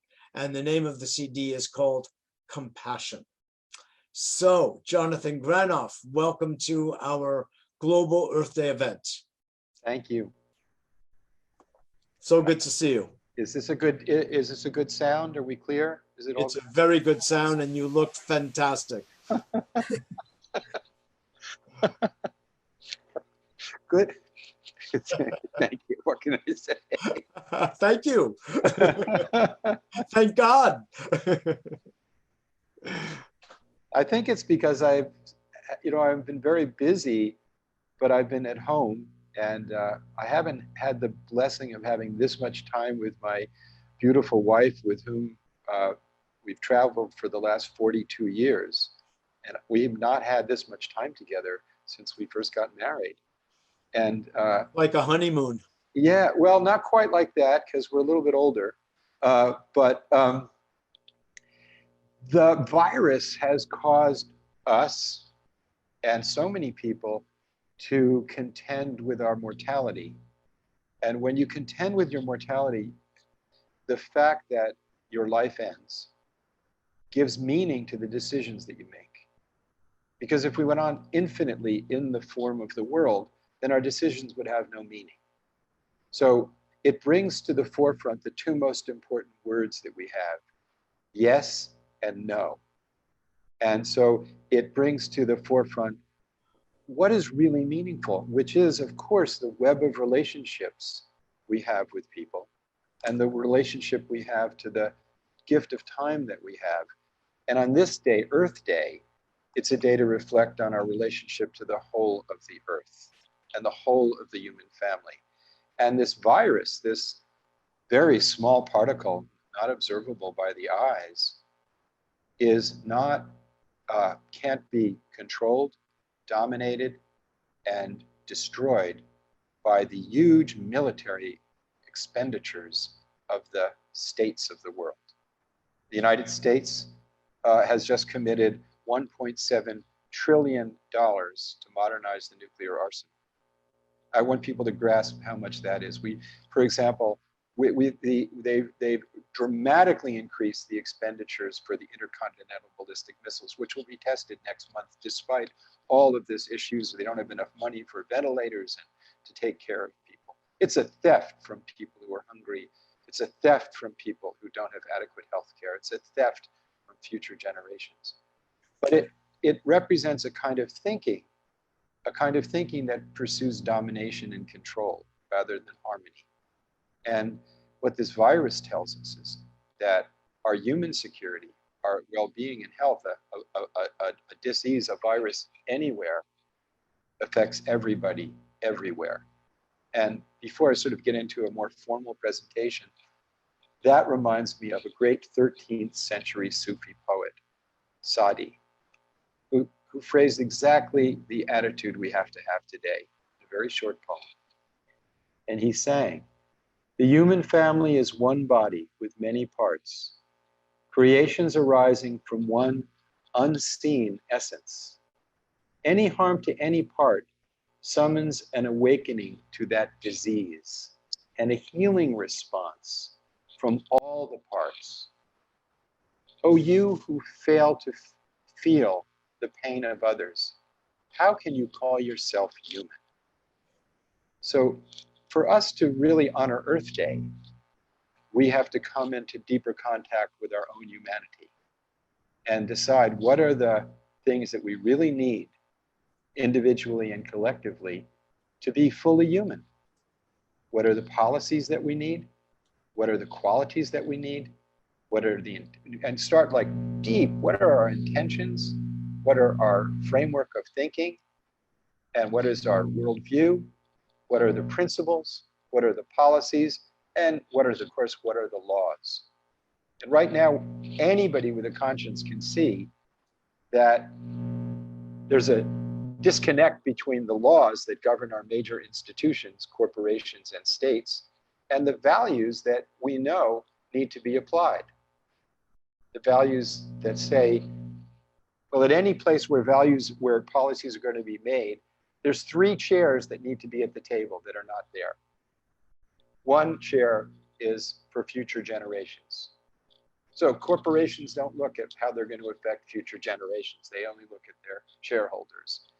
And our electoral process is governed largely by the pornography of the trivial and hardly the things that really matter to people who think, which is the health of the oceans, the health of the rainforest, the health of the water table, the health of the people. The other is the people who are most affected by policies, who are the vast majority of people who don't have any say. You know, we hear so much about Wall Street and Main Street, but what about the several billion people with no street? They're the ones who really suffer from climate change right now, far more even than the pandemic, the systemic crushing poverty where no matter how hard you work, your condition doesn't change. And this is, we now for the first time in human history have the ability to eliminate this condition. A mere pittance of the military budgets of the world, 10, 15% would eliminate world poverty. And we could do everything with the climate. We could have regenerative agriculture. We could have fast trains. We could get off of fossil fuel. I mean, the technical solutions are there. The problem is we don't have the political will, and the laws privilege conduct that's incommensurate with the nature of reality, the nature of the natural world. The natural world is not infinite, but we pursue economic development as if it were infinite.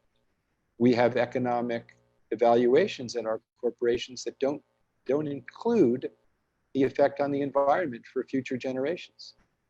It simply includes it. So the passes on the environmental harm outside of the bookkeeping. It's called an externality. And the third party that I think needs to be at the table is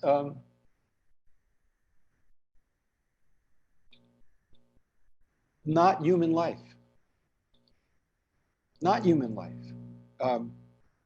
We make policies as if we're somehow separated from the web of life, as if human beings are not part of the whole of the generosity of creation, and that we have a right to treat other lives as mere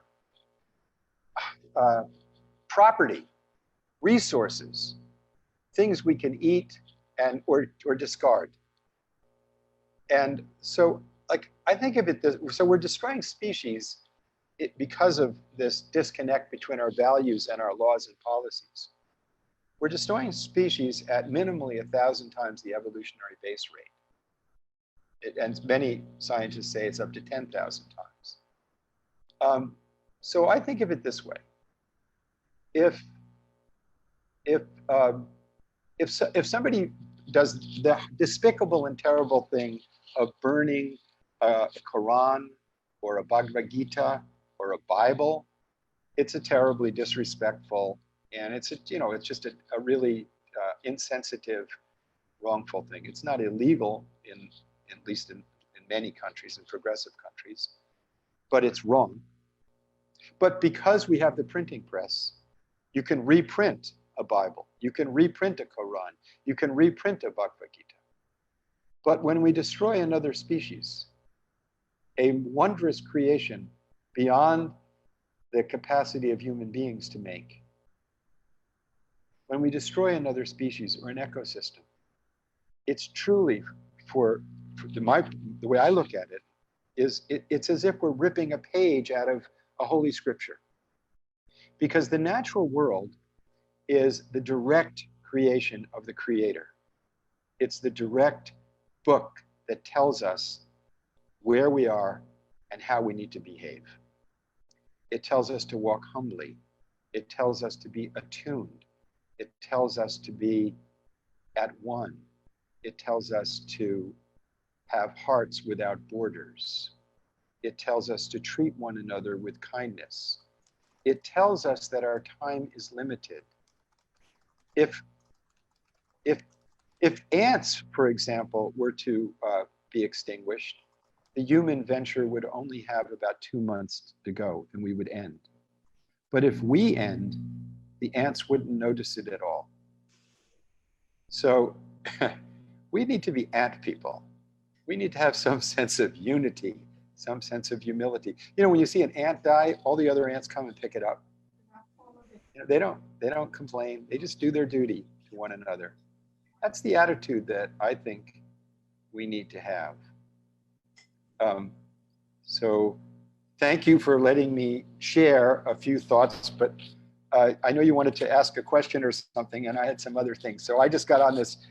I just wanted to just download a little bit of perspective of where we are at this moment. And I think the virus tells us that all of our efforts to dominate in order to gain security, it's the wrong bus. The right bus is to care for one another. It's human security. So we are pursuing security as if we can make the states that we create secure without making people secure. All right. So we spend all this money to make states secure, but not to make people secure. If we started to come back to our common humanity and focused on making people secure, human security, we would then be secure. Not only would we be secure physically, but even more importantly, much more importantly, we'd be secure emotionally and spiritually, and our laws would be in accord with the way we should behave, which is to treat one another as we want to be treated.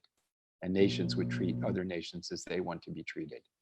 But as long as we pursue a domination attitude toward one another and a domination attitude toward other nations and other species, we're on the wrong bus.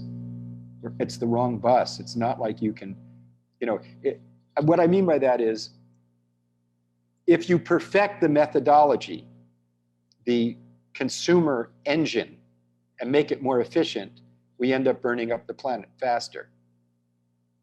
We don't have a method of protecting the phytoplankton, 50 to 70% of our oxygen.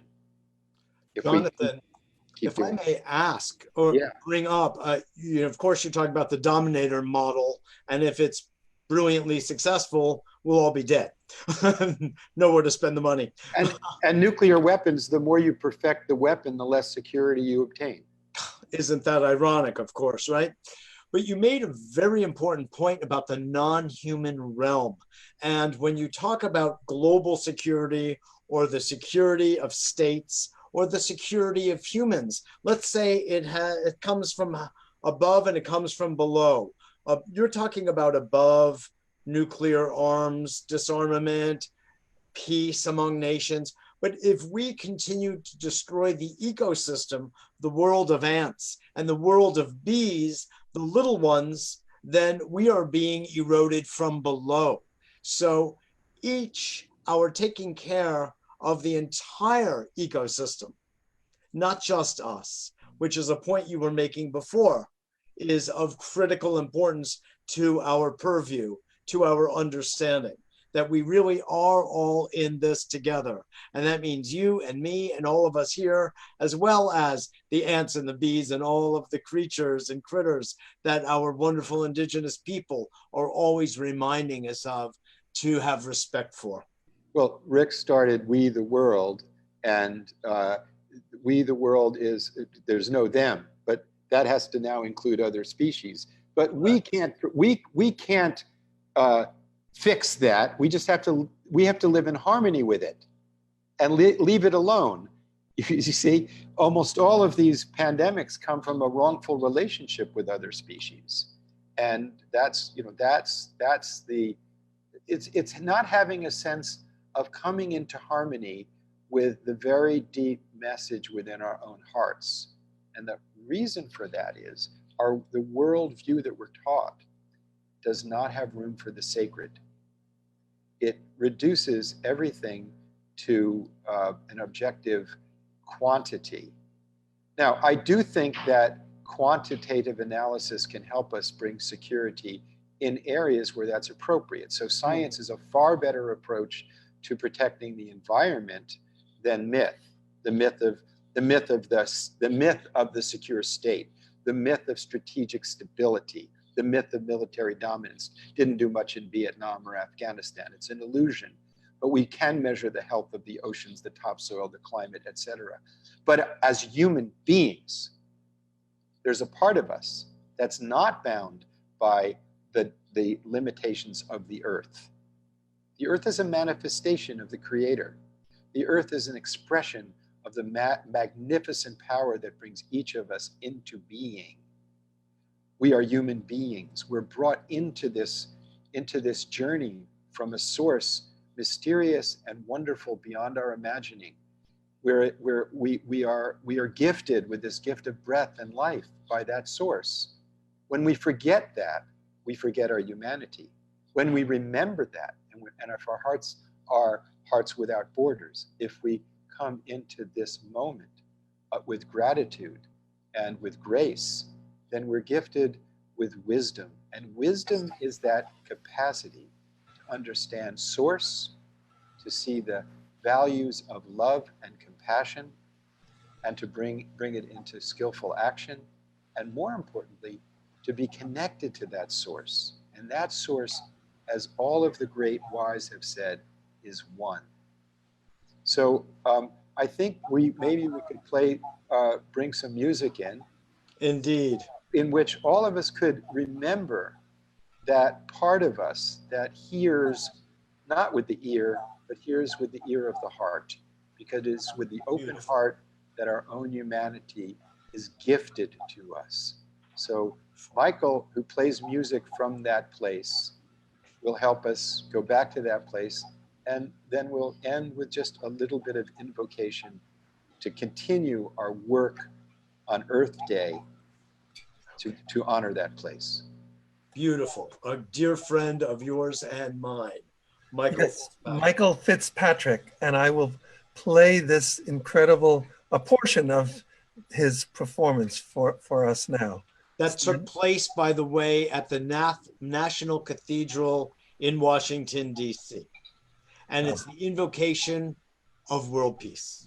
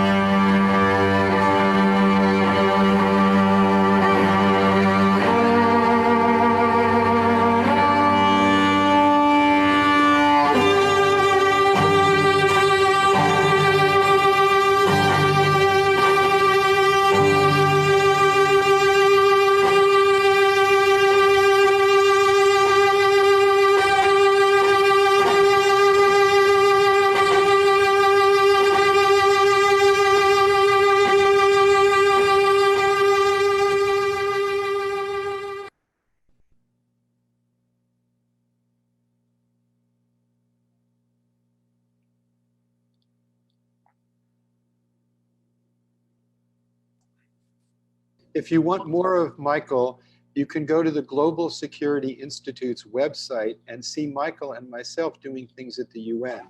One under the Moral Compass, which we did with the Holy See, and the other on International Day of Nonviolence, October 2nd, 2015, where I read Gandhi, quotes from Gandhi, and gave some prayers, and he extemporaneously brought a room full of diplomats to a state of remembrance of our common humanity. And may all of us listening today come to realize clearly the gift of the earth, the form of our bodies. We're not separate from that form and that quality of nurturing of Mother Earth. We're not separate from the energy of the sun and all of the stars and the energy of the atoms that gives us life itself. We're not separate as we breathe the air and share the pure air. And we're not separate from the flow of water. It flows through our blood and our veins, and 70% of us is that water. But what holds it together in the time of our lives is the luminosity of our souls. And every wise man and woman from time immemorial has reminded us that to find the luminosity of the soul, which brings us into communion with the great source, it is to cultivate a heart of loving kindness and compassion. So may we see one another with loving kindness and compassion, see ourselves with that, and go and find that source of loving kindness and compassion. And then we will realize we don't have to make it one. It is one, and it is sacred, and it is holy. And every life that we meet is an expression and embodiment of that. And we won't be here for long. So let's do that. Let's do that today and every day. We each need each other to do that. That's why we're put here together.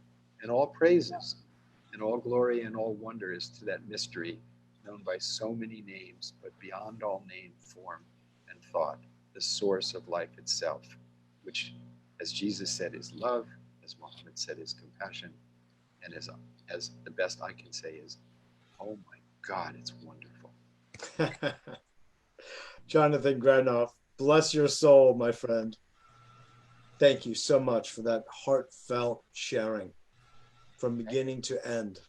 Thank you for bringing us together. I mean, you know, that's the big yes.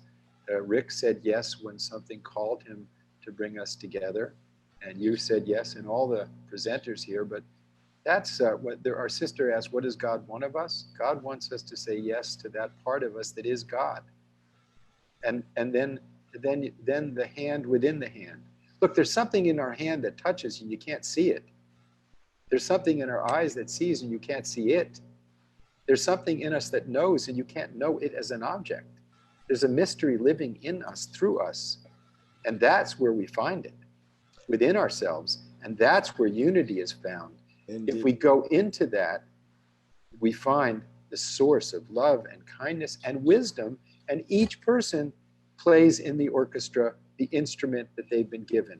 No one has a beautiful face like you, my brother, and no one has a face like mine. That's right. Each of us is a unique miracle. But for any wave to think that it's separate from the ocean, that would be an illusion. But the wave only knows that it is the ocean when it bows down. Exactly. And on that note, we have to wave on. So God bless. Thank you. You're a wonderful particle in that wave, I tell you. Thank you again, Jonathan Granoff. So we are going to be moving on in this wonderful celebration of life, of the divine, of even the troubles we've seen. We are enlivening ourselves by the duty, if you will, the dharma, the sense of purpose being revivified through recognizing the harm we've done, the destruction we've completed by now. At this point in 2020, it truly makes everyone weep. And I think that's very healthy. We need to weep. We need to be brought down to our knees, as so many of our speakers have been saying in their own ways. And from that, from the ashes, if you will, comes the phoenix. So on that note, I want to invite Invita, who is our next speaker and is actually going to lead us through a beautiful meditation as the next step in today's global event. And I just want to have a quick moment of shout out to all of the people across the planet that we know are tuning in today, which is fantastic. And a particular group of a friend of mine, a Sikh gentleman and scholar in Malaysia, who runs a foster home full of 90 to 100 children, who is looking to come on and watch us all tonight, and morning there, tonight with us, and be part of today's event. There are others from everywhere, and I just welcome everyone from whatever corner of the world you happen to inhabit. We're all here together. So on that note, Invita, I hope you're nearby. Let me just read a little bit to share with our audience a bit about you. Thank you. Invita Rose is an author, a soul plan activator, and a transpersonal healer. Through her transpersonal healing and spiritual teachings, she empowers her clients by showing them how to clear karmic blocks, stagnant energies in this life and perhaps in the past, as well as connecting them to their own soul spark, which opens up their own divine channel. Invita, all yours. Hello, thank you so much. And it is really a blessing to be here. I will say though, I wish we could see you. I'm not sure why. Sometimes you can see me, but not always. So there's two options. That sounds very mystical. But I will do a screen share, so I hope that comes on well. Okay. So I just would like to say thank you so much for everyone. And it is really important that we're all united today because, as most of us know, we are one and we are connected through the channel of our inner heart, meaning that through our higher consciousness, the source in which we are all from, we are all connected, and we go into this place through our awakening, remembering the truth of who we are. But it is our purpose in life to all unite and connect in the physical form, because we have all chosen to be here now in this physical form. And I know that it takes courage to face all of our fears and to step into the unknown. The thing is that nothing is unknown and all exists within. Everything that you need and want and ask yourself, and the abilities to shift what is now going on in your life is within you and waiting to be connected. Through this time, this state of chaos, all structure and new birth is formed. So when going forward in your life, think not only of yourself, but think what is the point of the purpose in the world, and connecting to your divine self and expanding higher to all that is. And the most powerful gift is wisdom of thyself. So right now, I'm going to go into a meditation, and this is going to activate the healing abilities on the different levels of our planet Earth.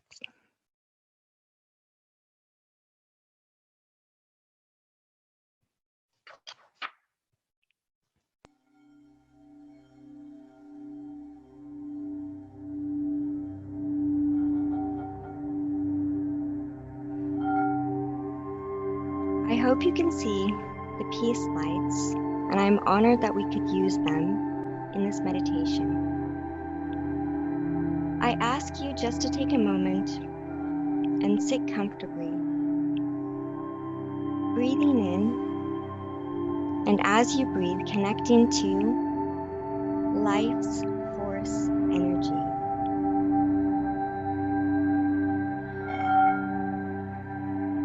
Now expanding the energy throughout you and feeling your feet upon the ground, upon Mother Earth.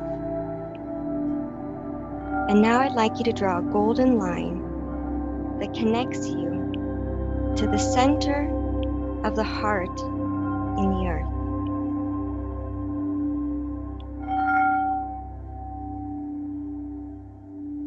Now extending that back into your heart, drawing another golden line up to the sun, and in the center of the sun is also a heart. This meditation will be for a cleansing, to clear all that is within us on our mental body, emotional, physical, spiritual, for the earth, the minerals, the animals, and the plants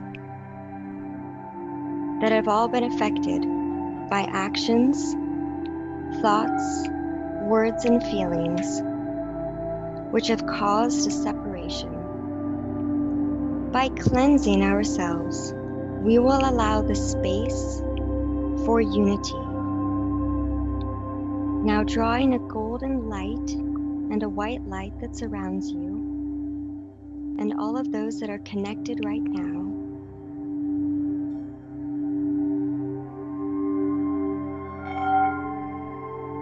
I would like you to imagine a jasmine flower, and we will begin first with yourself. This jasmine flower will go into your belly button, which is the connection that you came here through your own mother. And I would like you to imagine the jasmine flower now moving in through your body, through your heart, gathering and collecting all debris that are in your mental, emotional, physical, and spiritual body. Imagining the jasmine flower coming out and outside in front of you through your third eye. And as you see, it may be a little bit dirty or dusty, and I would like you to just shake the jasmine flower so it returns to its pure whiteness. And again, I'd like you to place the jasmine flower again within you, going through your belly button,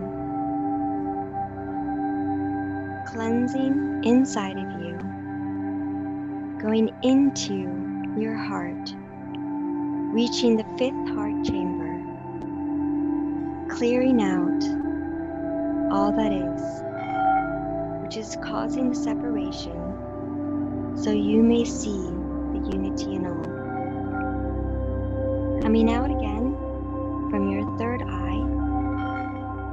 Again, you may observe that it could be a little bit dirty or dusty, and please shake it as well until it returns to its purest white form. And then inhaling, taking it in one more time, as it moves through your body, now cleansing your mind of all thoughts and beliefs that were created, causing separation and illusion, so that you may awaken to unity. And again, extending out, popping out through your third eye. You may do this several times until the jasmine flower comes out in the purest white light form. Now, as you've done that again, and it is pure, I want you now to take the flower and place it into your heart, but into the 5th heart chamber, which is the soul's connection, the connection which we all have in the collective consciousness. uniting us as one. Now we will take an opportunity to do this exercise again, but in a different form. We will not use our own bodies, but we will ask the jasmine flower to serve its purpose in cleansing Mother Earth from all feelings, thoughts, actions, and words that we have taken against. Knowing that before, without judgment, we were separated and not connected. But now, as we've connected and purified ourselves, we wish to serve our Mother Earth and cleansing of all that has been as well. Taking the jasmine flower and placing it into the ground, you watch as it's absorbed through the earth, going deeper and deeper into the center of the earth's core. And there you will also find a heart. And the jasmine flower enters the heart, magnetically taking and cleansing all that has been and all that will be.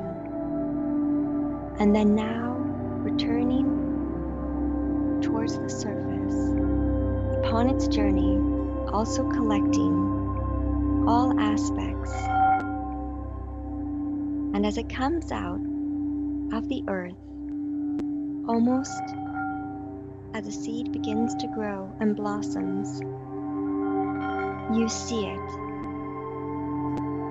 And should it have any dirt or dust, shake that as well and cleanse it.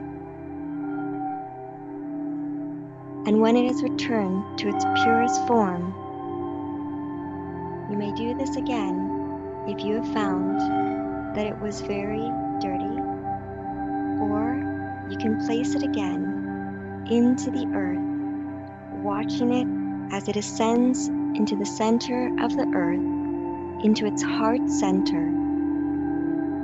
And there it will take place. Breathing in deeply,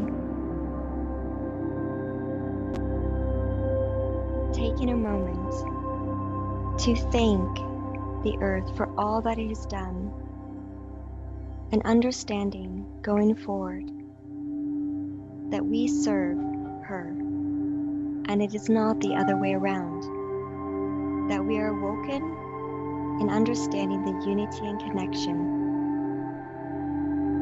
Now we shall place the jasmine flower into the energies of all of the minerals that have also been affected by our actions, thoughts, words, and feelings, placing this into the center of the energy. And through all aspects, cleansing all that has been and all that will be. And as a jasmine flower extends out again in front of us, you may shake it off again and cleanse it if need be, returning and restoring to its purest white light form. And now thanking all of the minerals for everything that it has given us, understanding as well our purpose is to serve and not the other way around. And taking this jasmine flower in the purest form and putting it into the center of the energy where all of the minerals are connected. And again, we take the next jasmine flower and we place it into all of the animals, insects, and living beings in this earth. Also, to purify any actions, thoughts, words that we have used against all living beings that are in this world. As it goes through the embodiments of all parts of those that are living and those that are past, extending through their heart, also within their fifth heart chamber, extending out, and again cleansing the jasmine flower, should it be needed, returning it to its purest white light form. We now have an infinite amount of jasmine flowers, and these are all to be placed into the hearts of all of the animals, insects, and beings of this entire planet, thanking them for all that has been, and knowing that we serve them too, and the purpose is not for them to serve us.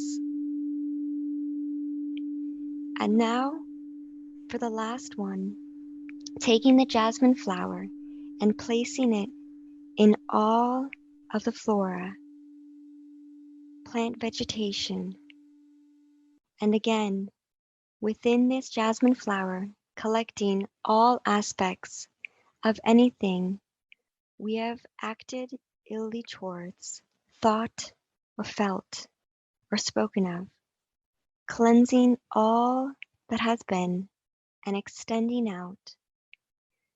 And as it is in front of us, we cleanse the jasmine flower again, should this be needed. And again, we create a web of jasmine flowers that extends to all Laura, knowing that we too serve, and the purpose is not to serve us. As we breathe in deeply, almost scenting the jasmine flower, thanking ourselves that we may be of service to that is which around us. And the jasmine flower that is connected into your heart center is now the link to all that exists within this earth in which we are.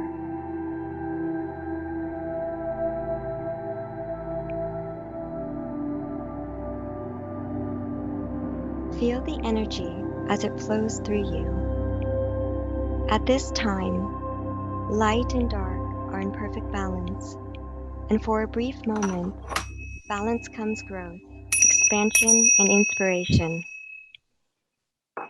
Thank you so much for this opportunity. Thank you, Envita. Very beautiful. I feel like I'm a jasmine flower as we speak, so thank you. So then you're in your purest form. But if anyone has feedback and noticed that there was any debris on the jasmine flower at what stage, I would be very interested in knowing. You can find me on Facebook. My page is Invita Rose, or my website, invitarose.com. So I would appreciate any feedback because it was a guided meditation. So thank you very much for this opportunity. Thank you, Envita. And for Peace Lights. Yes. Are you? Yes, definitely. Are you in Switzerland? Yes, I am. I'm in Switzerland and it's about 2:19 in the morning. Well, thank you for staying up so late to fill our garden with jasmine. Yes. Well, thank you so much. And I appreciate everyone who has been part of this meditation in uniting as one in this purpose. Beautiful. Thank you again. Merci. Thank you. And buongiorno. Bye. You know, it's funny, Invita Rose, if any of you know that wonderful song, maybe Rick does, by Edith Piaf, La Vie en Rose, right? It's like you're named after her. So you're another beautiful flower in the garden. So we're moving right along. We still have some very fun things to happen. We have Jackson Madnick coming up relatively soon. We have Evan Pritchard. We have David Young. And right now we have Angelica Cubides, who is a world beloved healer and leader and an ordained minister, spiritual teacher, poet, and composer, Born in Ecuador, Angelica has devoted a lifetime of service to people and communities large and small, locally and globally. With her deep wisdom and compassion, Angelica is a true inspiration to countless awakened and awakening human beings who treasure her presence for embodying divine healing, love, and light, offered selflessly to any and all requiring healing. And that's everyone. And to all life on planet Earth. So, Angelica, thanks so much for joining us. Thank you very much for this glorious opportunity to celebrate our beloved Mother Earth. I am so blessed from the wisdom of our brother Andrew, who had suggested that Evan will assist me on my prayer, and I had humbly requested of Evan to accompany me in one of my songs, which I treasure very much. It is an honor to my roots, in honoring the roots of all the indigenous people around the world. And for this privilege, I had such a blessing with Evan Pritchard to accompany me on the song. Was born as a song, but I feel is a prayer, is a poem, and it is an invocation.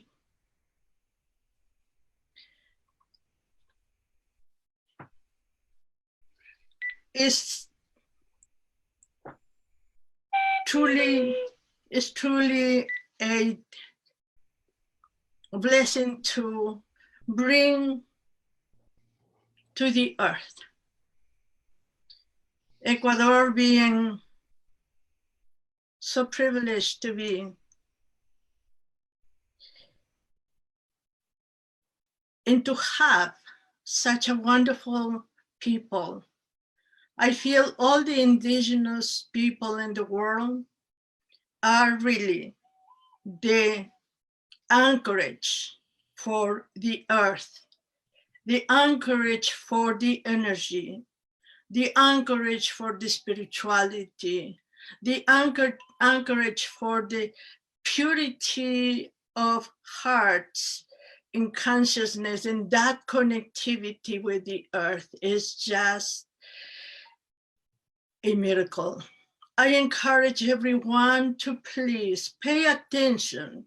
All over the world, the indigenous people are, a lot of time has been a huge struggle to sustain the energy against all odds, to really bring the message that will benefit humanity, will protect all life in the planet. It is really from the heart. They know the cosmos. They understand the language of the earth. They understand the language of the oceans, the rivers, of every creature on the earth. Let us give a thank you from the heart for all they have endured and how brave and courageous they are to really sustain that stability, that conviction that a lot of times takes more than one human being to sustain the challenges. But I do believe through their example, we can say now, every challenge, the greater the challenge, the greater the opportunity. I honor the ancestors of Ecuador. I am grateful to all my ancestors, especially to my parents, for giving me for being the vessel for me to come this time around to planet Earth. And I intend to make the best of every second in my life to give all that I have inside of me and all that it is funneling through me for the blessings of all life on earth. I am honoring also the spirit of the condor and the spirit of the eagle. What a blessing it is for me to have Evan Pritchard accompany me on the Son of the Andes, honoring the eagle and honoring the condor. For you, Son of the Andes, and it will be followed by a song, is a recording, and I would like you to, before I present the song, look at these faces. If you can zoom in to the pictures. It is these voices, these precious faces, inviting to the world to be a part of the solution. Let us not be focused on the problem, let us focus on the solution. And bring into the world from my precious country, Ecuador. Son of the Andes, he who honors his ancestry dignifies the present and enriches the future.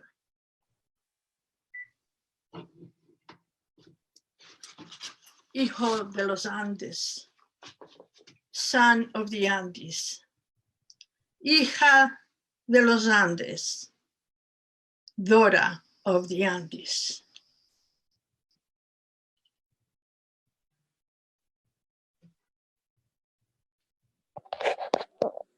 The eagle is about to appear.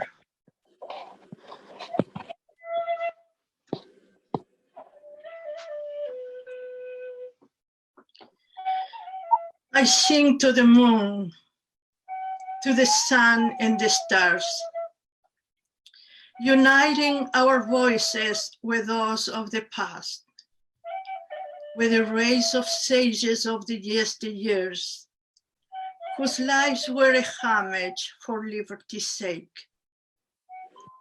I search in the vastness the condor in flight, its grace so majestic that made us all dream. The manorial mountain high above the hills was the sacred ground of happiness full. Up there in the heights, the old Inca chief, the Supreme Father, had a meeting place. O mysterious condor, leave your lurking place. Return with your splendor to the mountain peak, the charm that held captive men of yesteryears. Shroud not in the clouds of the immensity. Deny not the children your majestic flight. Let them see the flapping of your graceful wings. Let them see the flapping of your graceful wings. Condor in the heights, you are potentate. Take with you our sons, our clamor for peace. To the Lord that once expired on the cross. We walk supplicating as we face the sun. May this noble race preserve and defend the message of wisdom, the great legacy, enduring endowment of the Inca chief, the message of wisdom, the great legacy. Hijo de los Andes soy, son of the Andes I am. Hija de los Andes soy, daughter of the Andes, I am. And I am grateful. I am grateful. I am so very grateful. Thank you, Angelica. Gracias por todo. Gracias por la oportunidad. Now we are going to put the song and the recording. We have just another minute, Angelica. So in that case, we are going to leave it. I'm grateful. I'm grateful Perfecto. for bringing the candor, for bringing. And one thing I was saying that minute, my vision was the flight of the eagle, the dove, and the candor, encircling the earth. The most magnificent, magnificent sight. And on that, I have all the hope. I have my faith and the integrity and the wisdom of humanity that we will turn this thing around. We are going to turn the world around by the power of love. We are children of love, and we are going to maximize that power to be and to become that which we are meant to be. Thank you. muy bonita. Gracias por todo. Perfecto. Muy bonita. We hear today from scholars, from scientists, and from spiritual healers. And that's what makes our humanity so like a gorgeous garden. And that's really what we are. And here represented today is a beautiful symbol of that diversity. So, por eso, gracias otra vez. So, our next speaker is Lisa Roma, who is a songwriter, who is a caregiver, and let me see, she has a lot of credentials of different sorts. So I want to make sure to mention the ones that she wanted me to, if I could find them easily. And that's not going so easily. But I'm going to share with you a little bit of the original write-up that she gave us. Oh no. Because, well, very quickly, Okay. Lisa is a multi-creative woman who is now protesting too much, visionary, published writer, poet, graphic artist, photographer. She's a vocalist, a song poet, and composer. She's got many credentials, as I said, to her name, and not least of which is that she has been caring for an elderly person in her family, and that has taken a lot of her time, attention, and heart, and has actually enriched her as a human being and her music. So Lisa, bienvenidos, welcome. Hi, thank you.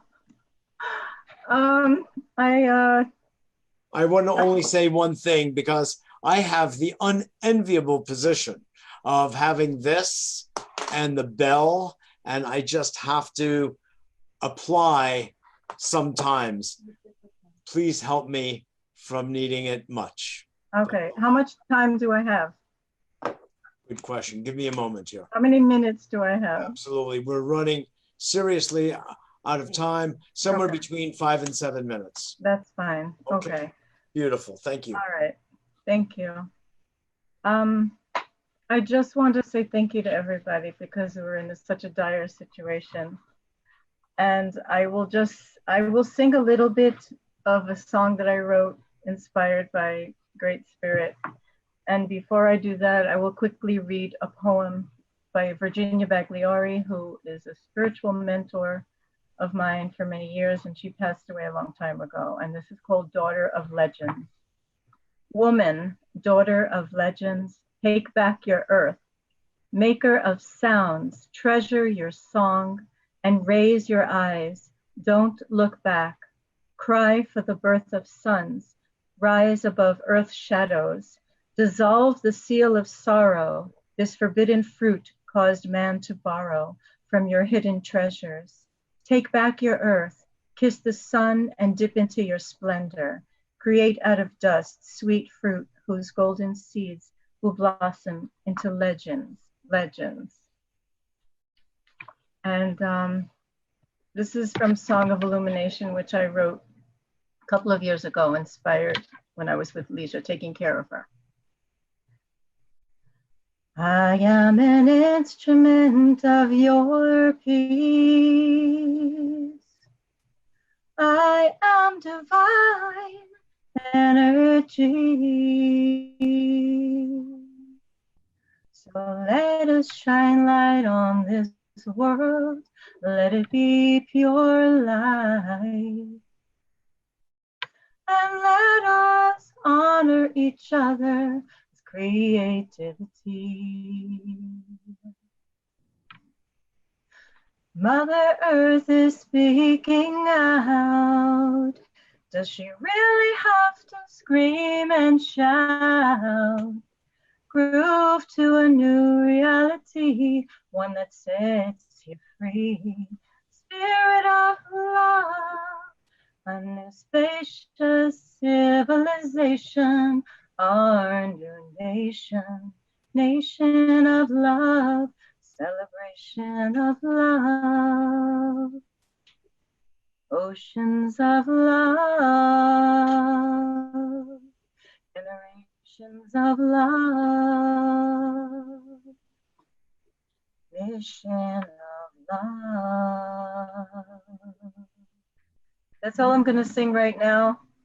I want to bless everybody and say that we have to pass on this message and take it seriously.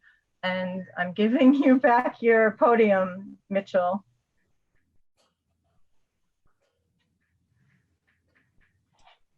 Lisa, please take a couple more minutes. I don't want to be cutting you off that much. I don't know what else. A lot to share. Okay. Give us some at least parting words for our people and our planet. Okay. And our pets. Okay, basically, and I have 2 cats here, and they've been very considerate and have not jumped on my lap or on my keyboard, which is very interesting. Well, they're the ones who asked me to say that. Yeah, what? They're the ones who asked me to remember them. Well, see, basically, the love that we can share with each other and the kindness that we could share with each other. I've been taking care of a woman for 7 years who recently passed, and I just took care of a different woman for 3 days. And, you know, we have to really honor each other, whatever age we are, because everyone is sacred and we all matter. And all of our children, all of our furry friends, all of the creatures of the earth, all of life is important. And we need to stop thinking selfishly and materialistically. And one of the most important things that I have always loved and benefited from is the connection to nature. Living across the street from a state park and a river with trees and open sky, when it was recently closed because of the COVID virus, and then I was really distraught because that's what sustains me. Nature sustains me. And I was so overjoyed when the park was recently reopened and I went across the street to commune with nature, to give thanks to Mother Earth, which is something I do constantly, to give thanks to Great Spirit and all of life and the great beloved and my ancestors and beloved that have passed on. My husband passed on, my mother. So it's about giving thanks and gratitude. In order to make a shift, we have to constantly be aware of gratitude within our hearts and love within our hearts, and that everyone matters, everyone is sacred, all humans, all non-humans, and especially Mother Earth and all of the planets. There's a consciousness that connects everything. And the astronauts, I think it was John Glenn, who in the 60s when we landed on the moon, and he said, when you look down at the Earth from space, he says all he could feel is love, an amazing sense of love connecting everything. No boundaries, no borders, just an incredible sensibility of love. And we need to tune into that in order to raise the consciousness of the planet. And we need to save ourselves and each other with love and gratitude. That's the only thing I could think of right now that matters. Oh, Thank you. it's an important message, Lisa, and Thank we you. all appreciate it, and we feel your love. Thank you. I love you all. Thank you for that gift to us all. Thank you. Julie. Blessings to all. You know, I just want to say, in light of what Lisa was just sharing with us and what Jonathan and everyone and Vita and others, is that love is a frequency.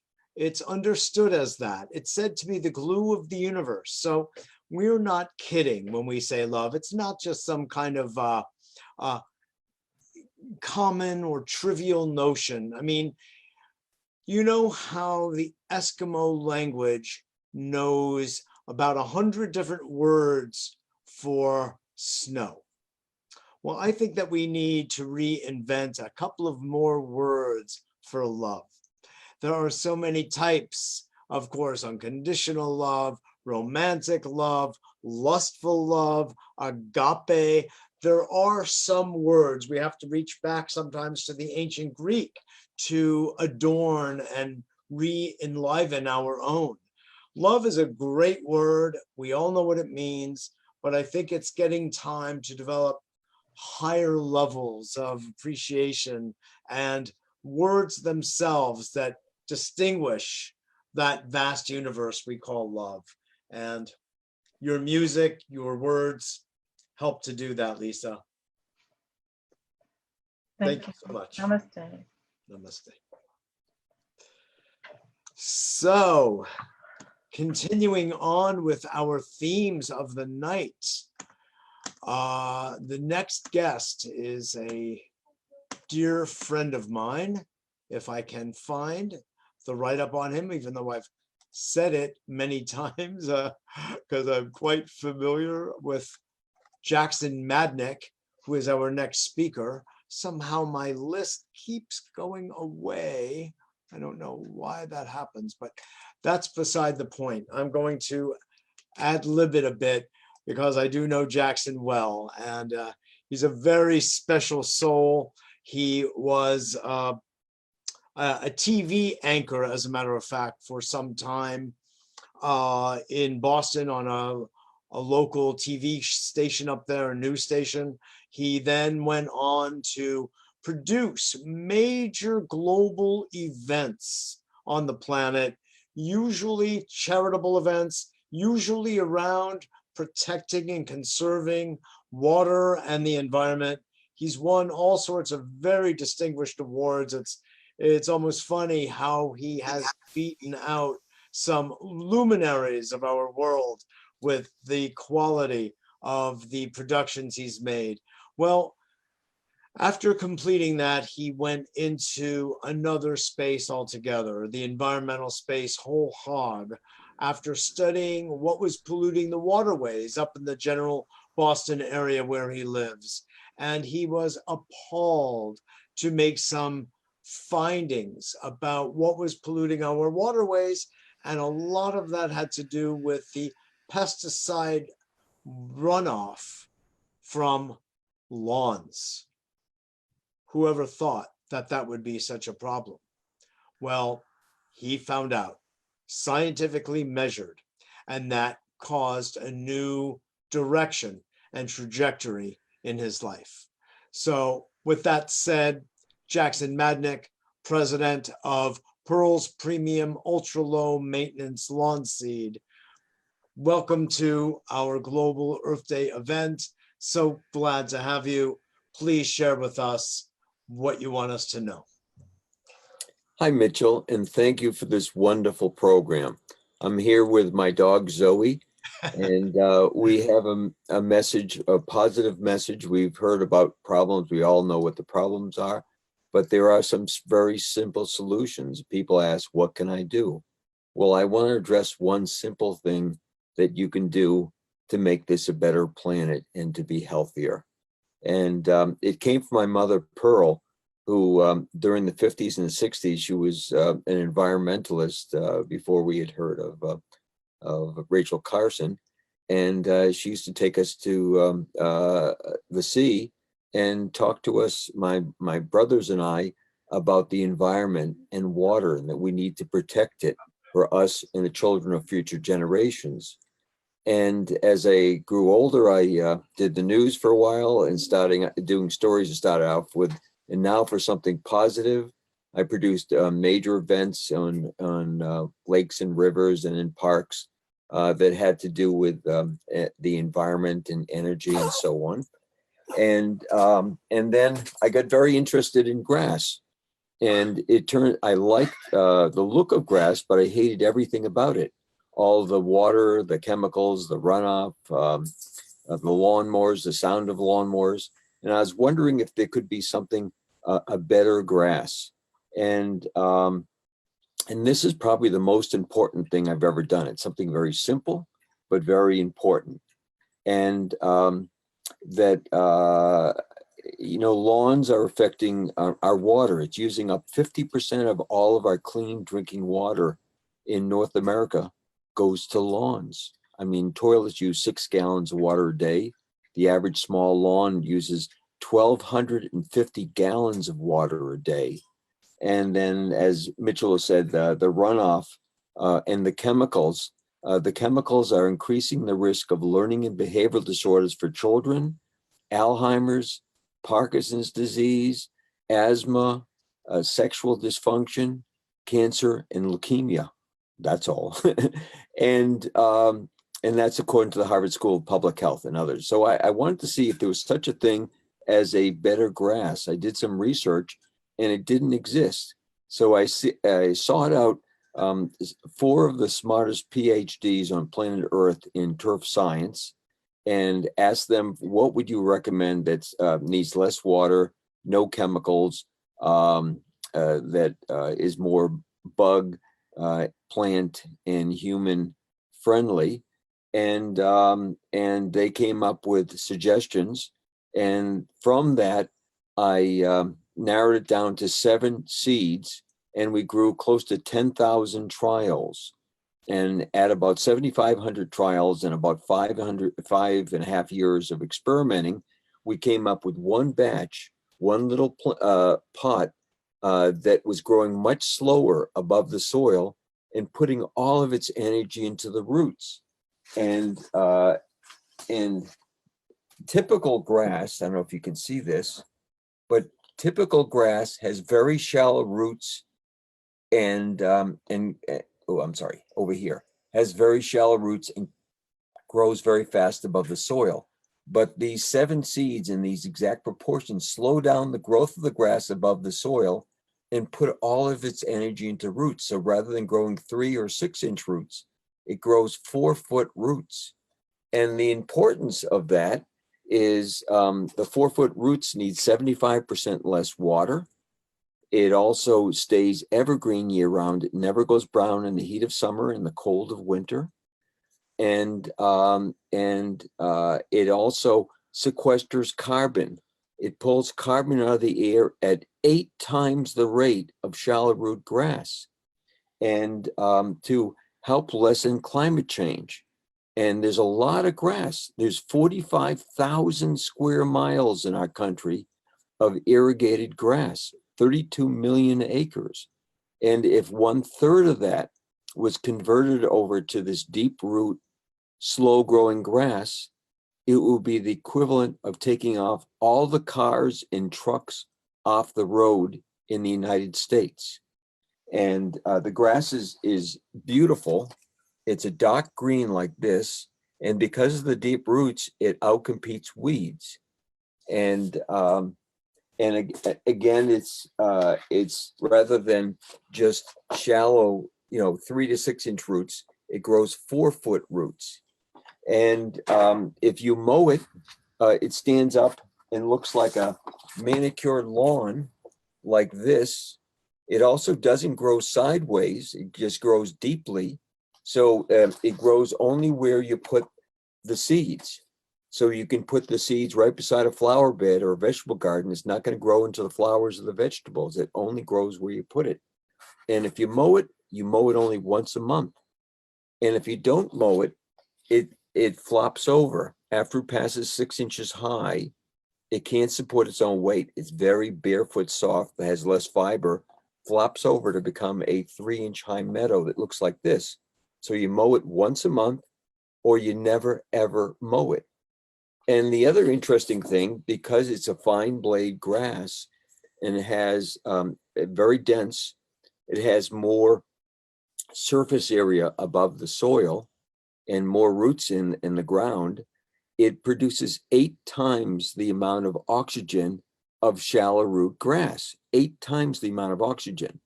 And that helps lessen, makes you generally healthier, happier to be in an oxygen-rich environment.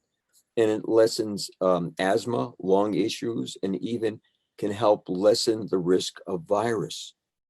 And you want to stay away from chemicals.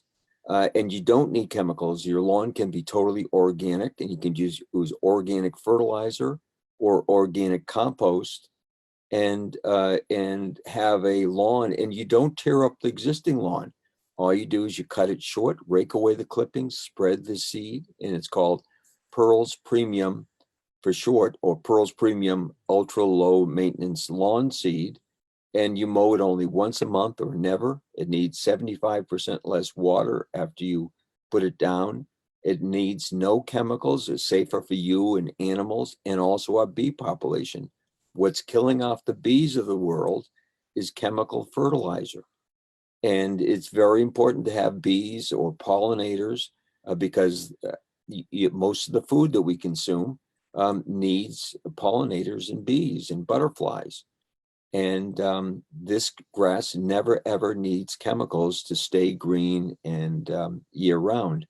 And by producing 24 times the oxygen, it can make you feel happier and healthier and lessen the risk of virus.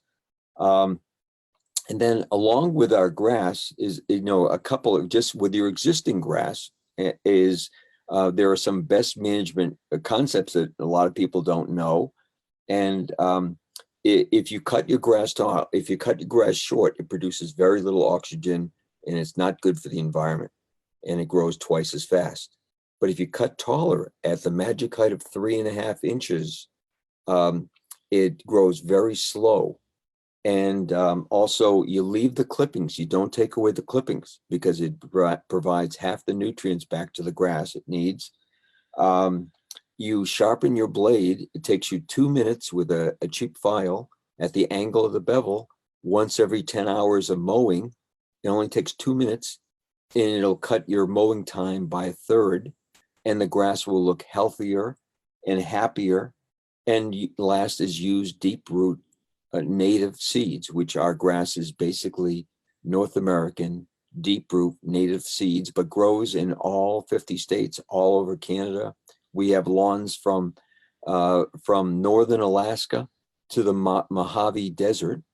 And there's a fellow in northern Alaska who makes sculptures like chia pet sheep that grows green grass. But anyways, I'd like to ask you something, if I may, here. Yeah. One of the extraordinary things, of course, I know this very well because I collaborate with Jackson on this incredible environmental project, and he has been a real mentor to me in this, and I've learned a lot about the environmental benefits of having this grass. And I never really thought about grass much at all. I just used to mow it all the time until I met Jackson. And well, since I've lived in New York, I don't have much of a lawn anymore. But a point that is very much to the benefit of the environment at large, the built environment, as in urban living, and many of the people who are part of today are living in urban environments, is the LEED certification credits that one gains. So could you explain what LEED certification is, and a little bit about, in our last few minutes, how this lawn seed has qualified for helping people gain that very valuable credit and certification? Sure, Mitchell. LEED it's spelled out capital L, capital E, capital ED, and it is for buildings and structures what Energy Star is for appliances. It's for highly efficient things that help the environment. And under LEED, which is under the U.S. Green Building Council, they say get rid of your lawn, lessen your lawn, put in ground cover. With the one exception, our grass gets up to 6 LEED credits for using less water, improving air quality, being site suitable, etc. There's 6 different categories, and you can use it around the house to make the whole house environment healthier and more green and more sustainable, or you can put it on the roof of the house as a green roof with just 3 inches, 2.5 or 3 inches of soil on the roof. And the roots go down that 2 or 3 inches, and then they go sideways 4 feet to make a mat that's a 1/2 inch to 1 inch thick of roots that's 90% water. That acts as like a little water tank under the little bit of soil. And you use on roofs. And our grass is so efficient in terms of producing oxygen and sequestering carbon. It's the equivalent of planting a mature 70 or 80 foot tree in your yard. And again, you don't tear up the grass. You just plant the grass right over the existing grass to outcompete everything. And this is not just grass. It's an opportunity to save time, money, and water, lessen climate change, and something simple you can do. Just throw the seeds over the existing lawn and make the lawn more sustainable. And let's bring up one other thing, Jackson, if you would, because we're running out of time. And I think these 2 points are very interesting that you've educated me about. One is it acting as a mudslide barricade. And number 2, because of the depth of the roots. And number 2, same with a fire barricade, i.e. the wildfires in California and elsewhere, Australia, etc. Could you talk to that a little bit? Yeah, with 4 feet roots, which I can't show you in this picture, it holds everything in place. It stops erosion, holds everything in place, and holds so much water that the grass doesn't go brown in a dry season and acts as a fire break. There's actually people in a place in this country called Lightning Alley that every summer they have thousands and thousands of lightning strikes. They require lightning rods on the roof and no trees near your home. And you have to irrigate the grass as a fire break around the home, keep it moist. There are many people with our grass because of the 4 foot roots. You water it to get established and you seldom or never water it again, and it acts as a fire break. So it's something that's very simple. And we're also a educational nonprofit that the majority of our profit goes to different causes having to do with children, animals, and the environment. And we give tons of grass to Habitat for Humanity for wounded warriors and other worthy people. So when you get our grass, it saves you time, money, water, lessens carbon and climate change, and you're helping worthy causes and Habitat for Humanity. Beautiful. And that's great, Jackson. Very much appreciate your contribution. And people always ask, where can you get the grass? You can get it from any of the Whole Foods supermarkets in New England, or you can buy it online from pearlspremium.com. And right now, for this Earth Day celebration, we're selling it at a deep discount if you put in the discount code EARTH. And actually, I told them that if they contact me and use a Better Worlds code, they'll get a special discount. So whichever. There you go. And we want to be kind to each other, dance, sing, plant sustainable grass, and plant flowers, and go for an aerobic walk or swim every day and be happy. And roll on the grass. As an act of kindness, Jackson, can we see Zoe one more time? Oh, yes. Zoe, hold on. To bring forward some of the non-human world Jonathan and I were speaking about earlier. Zoe's a big fan of the grass. She goes around the country and looks at grass. And as you can see over here on one side, we have a typical grass chock full of weeds. And this is the property line. And on this side is Pearl's Premium without any chemicals. The deep roots are outcompeting the weeds and the other grass. So you just put it over the existing grass to outcompete the weeds without chemicals. And Zoe inspecting everything. So this is Zoe, a happy dog and a healthy organic, living an organic life. And thank you so much for the opportunity to share this. Absolutely. Jackson Madnick, thank you so much. So appreciate it. You're making a beautiful contribution to our world. And you too, Zoe. We love you. Do you believe that? Look at that punum, as we say in Chinese. Give us all a wave for the future and the world. That's right, exactly. Keep going, folks. So I'd like to just offer everyone a 6-minute sound journey. And during this sound journey, you're going to hear my voice go into the, I think I decided to go into Notre Dame Cathedral tonight. How about that? Wow. Anyway, so I'm going to offer some music using the soprano sax, alto flute with some background sounds. And as you listen, just flow with it, just breathe. You can even do a visualization. You can picture yourself in a beautiful place. You can feel yourself breathing in tranquility, breathing out any form of negativity. And at the end, I'll just do a brief mantra, which you're all welcome to join me on. And that mantra is simply these words: love is God's life breath within us. And on that note, we offer you some music of peace. Thank you.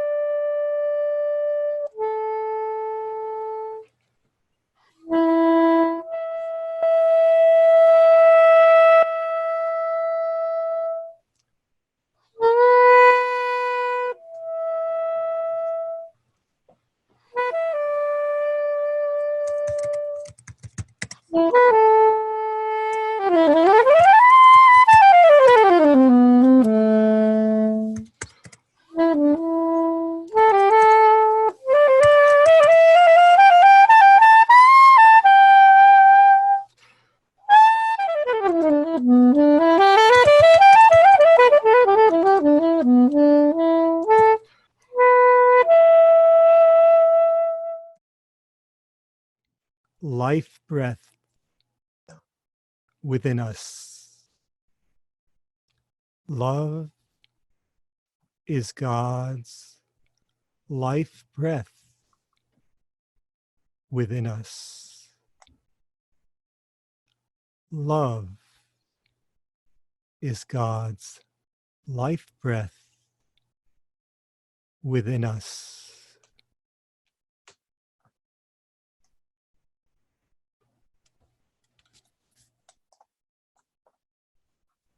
Beautiful.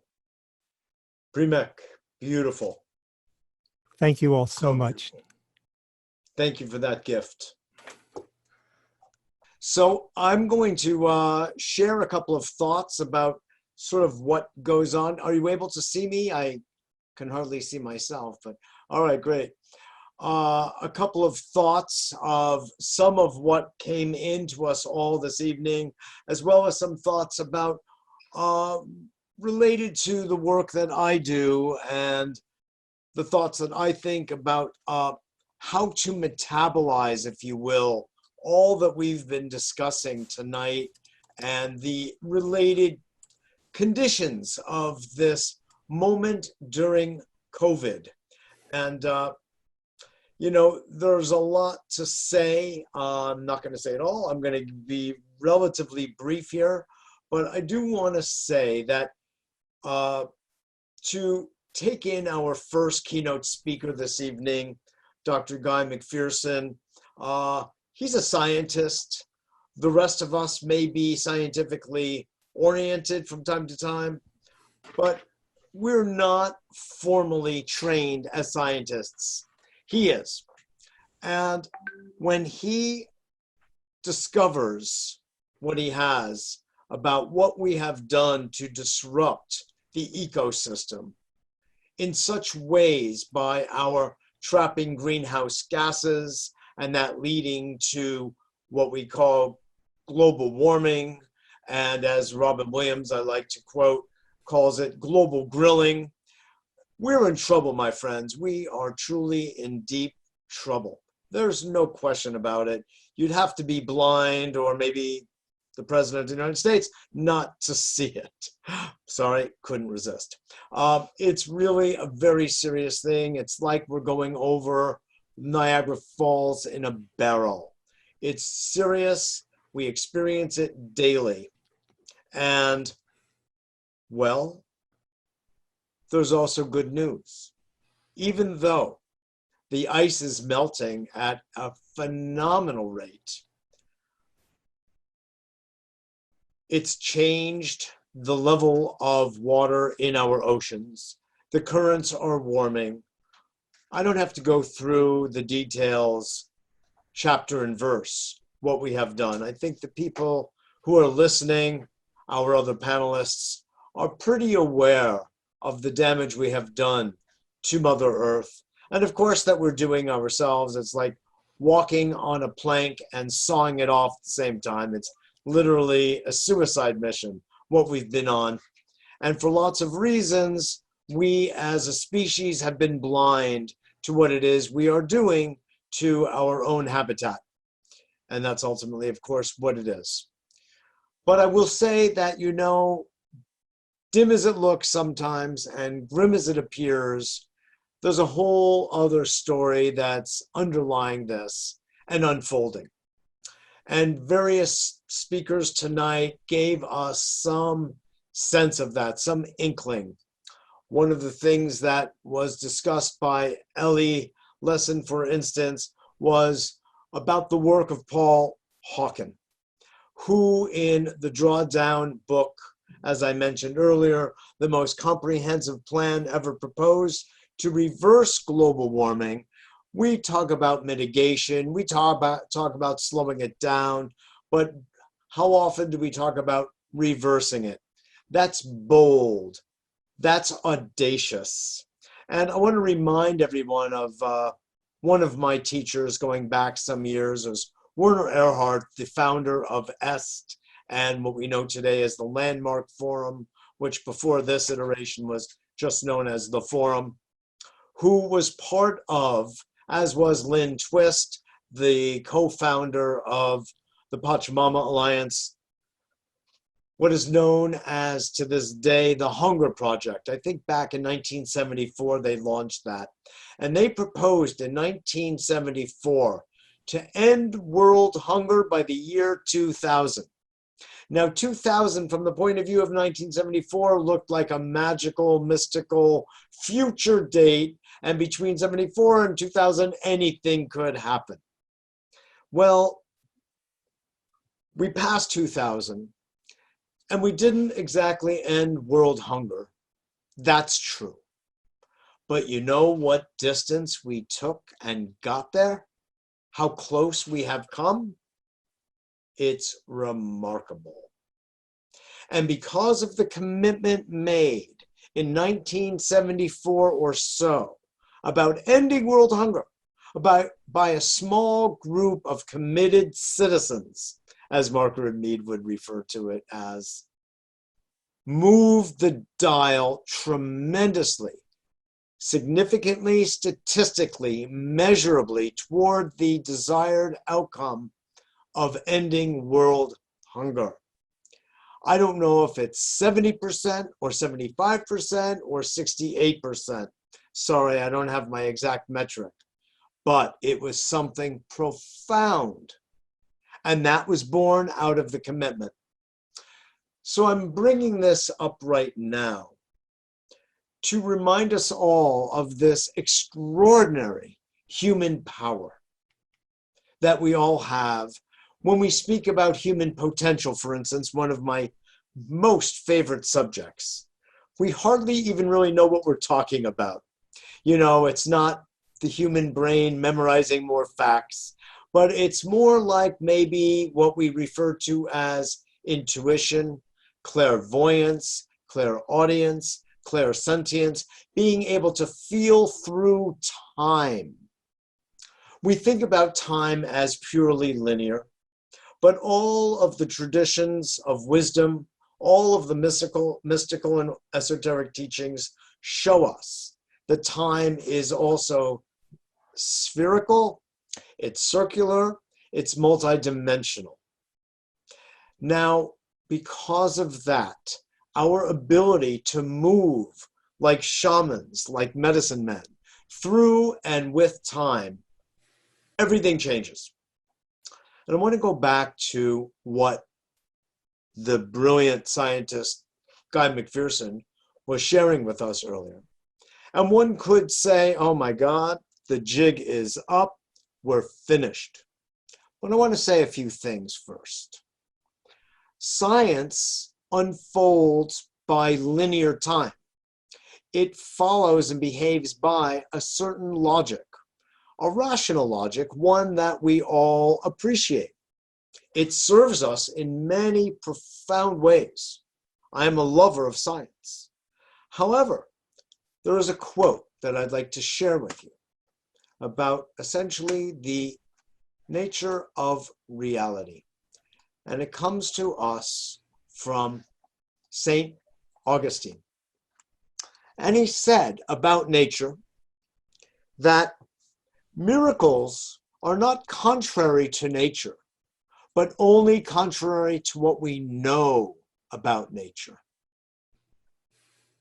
And to me, that's an extremely profound statement.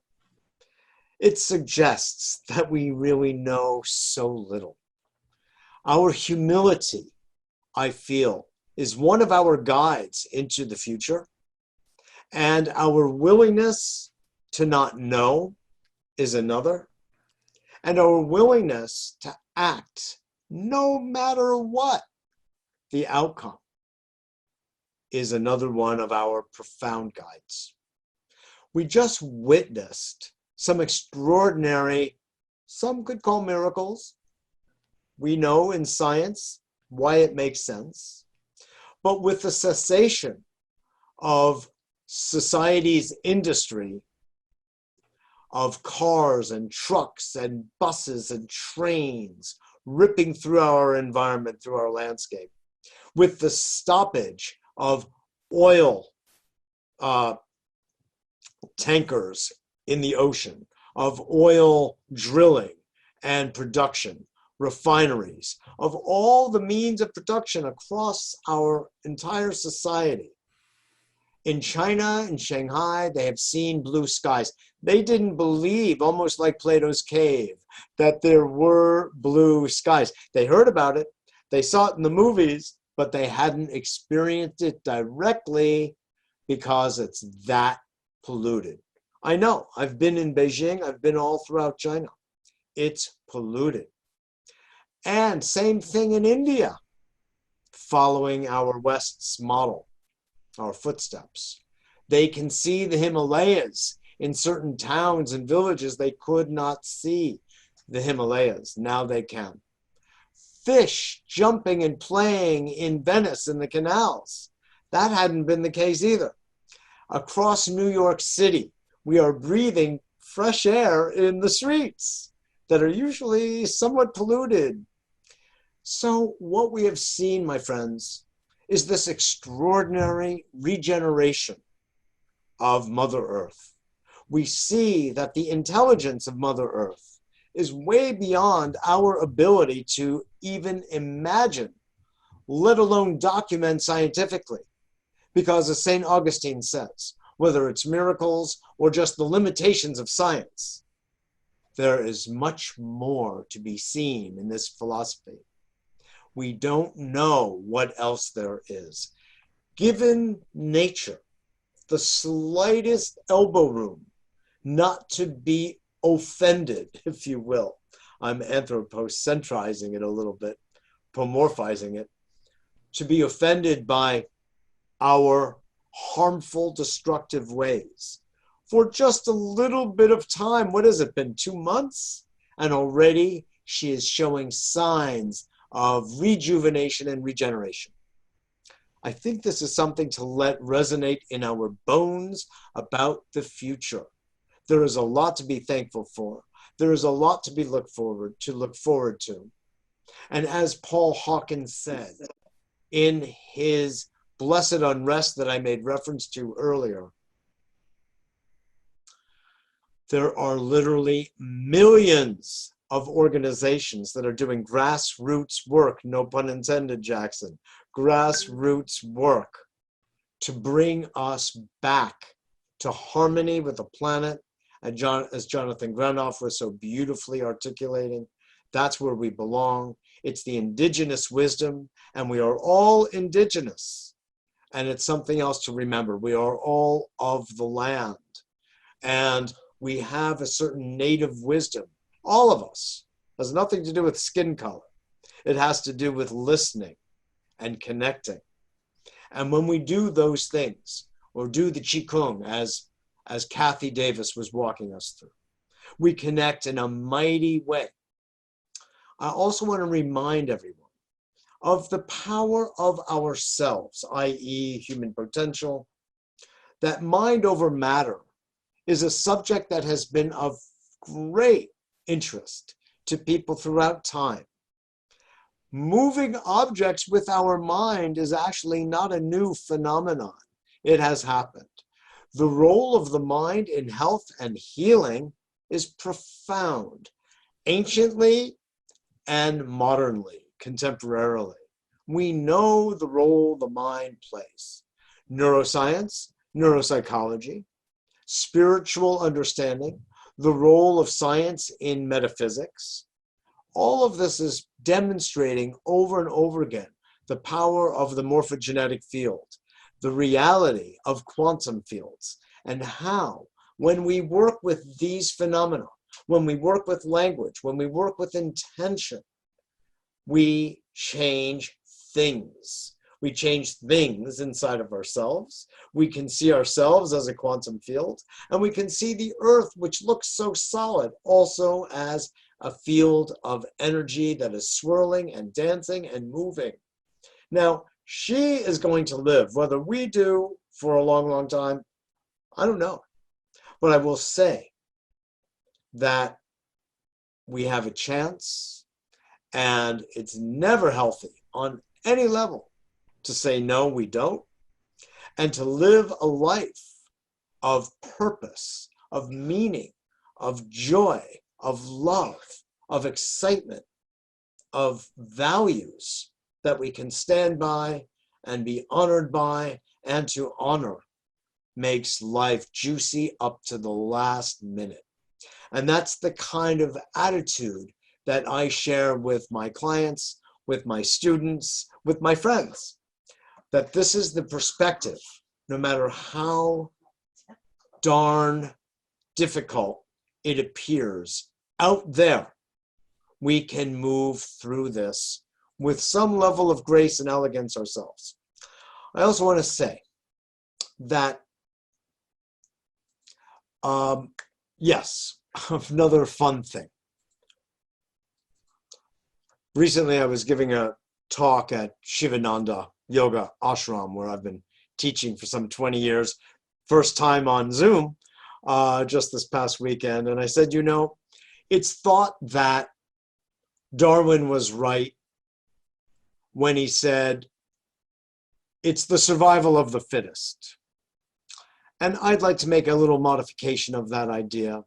And also many people say that he actually didn't say that. That's another conversation. But I would rather put out that it is the survival of the resilient. And just as others were saying earlier of blowing in the wind, it's of great value to us to move like the willow, resilient, soft, breezy. And it's also good to stand like the oak. And when you put these two together, this equals woke. And if we can waken, we can be awoke.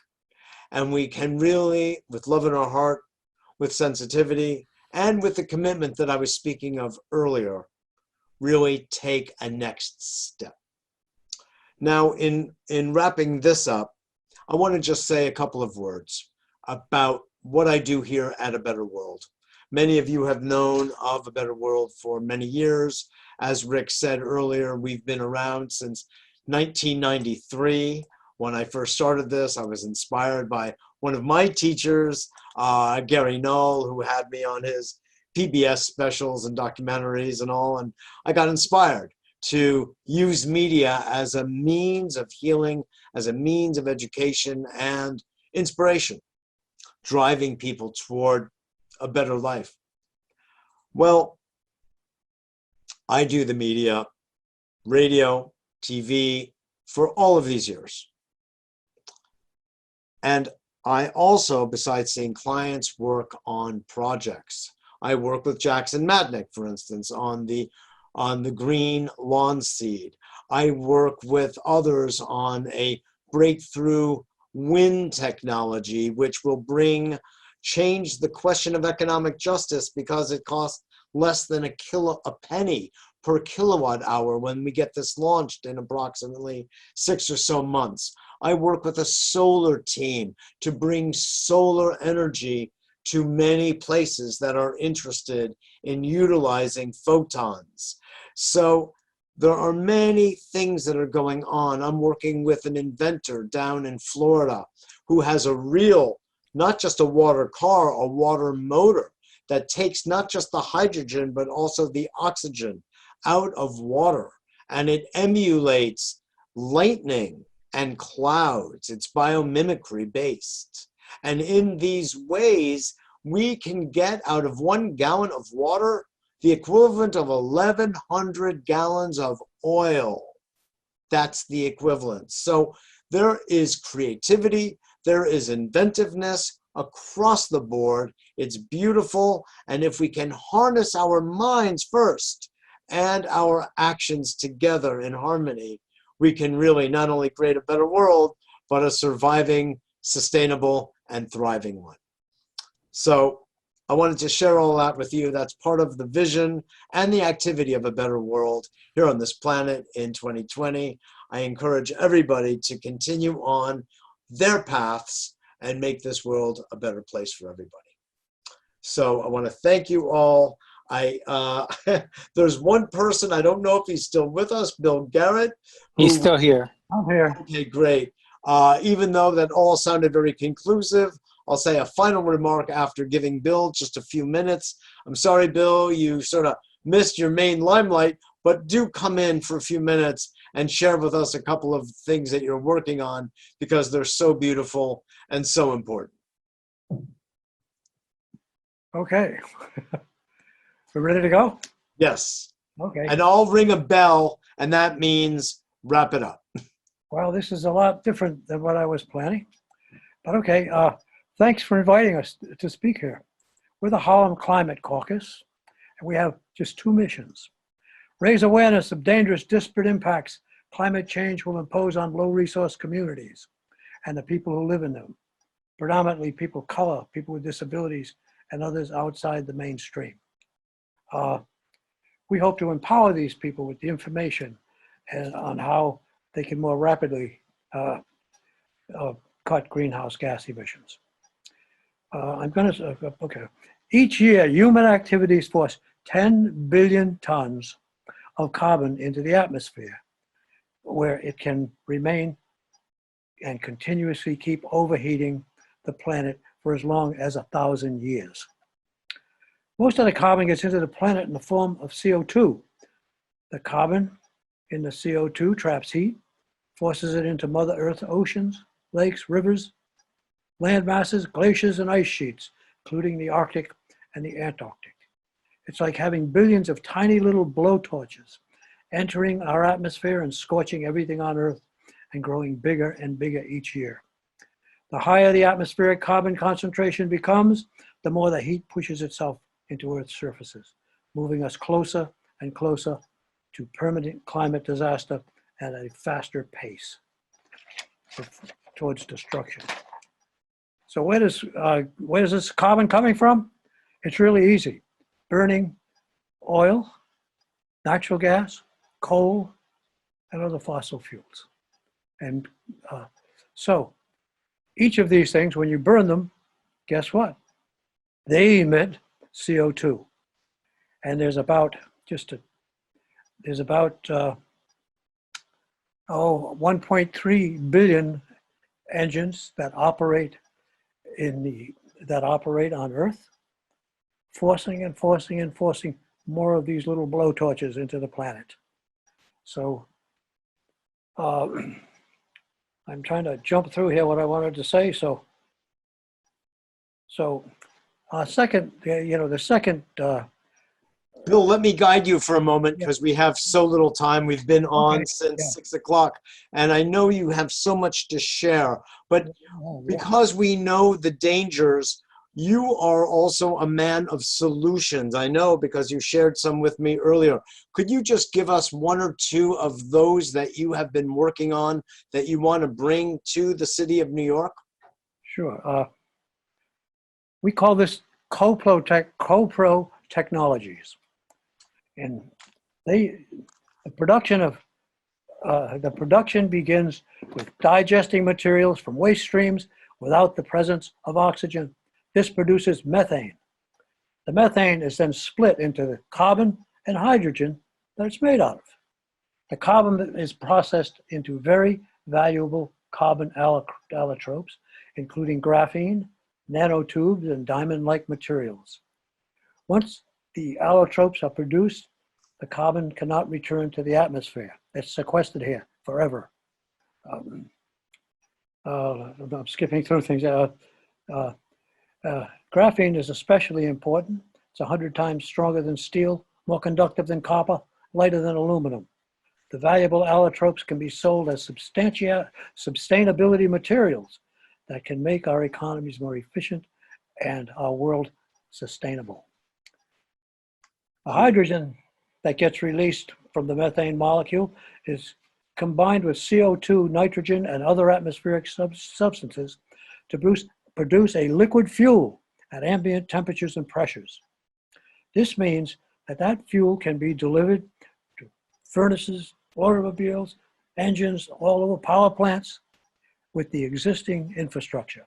No need to spend trillions of dollars, which we're planning to spend now to have more central power plants.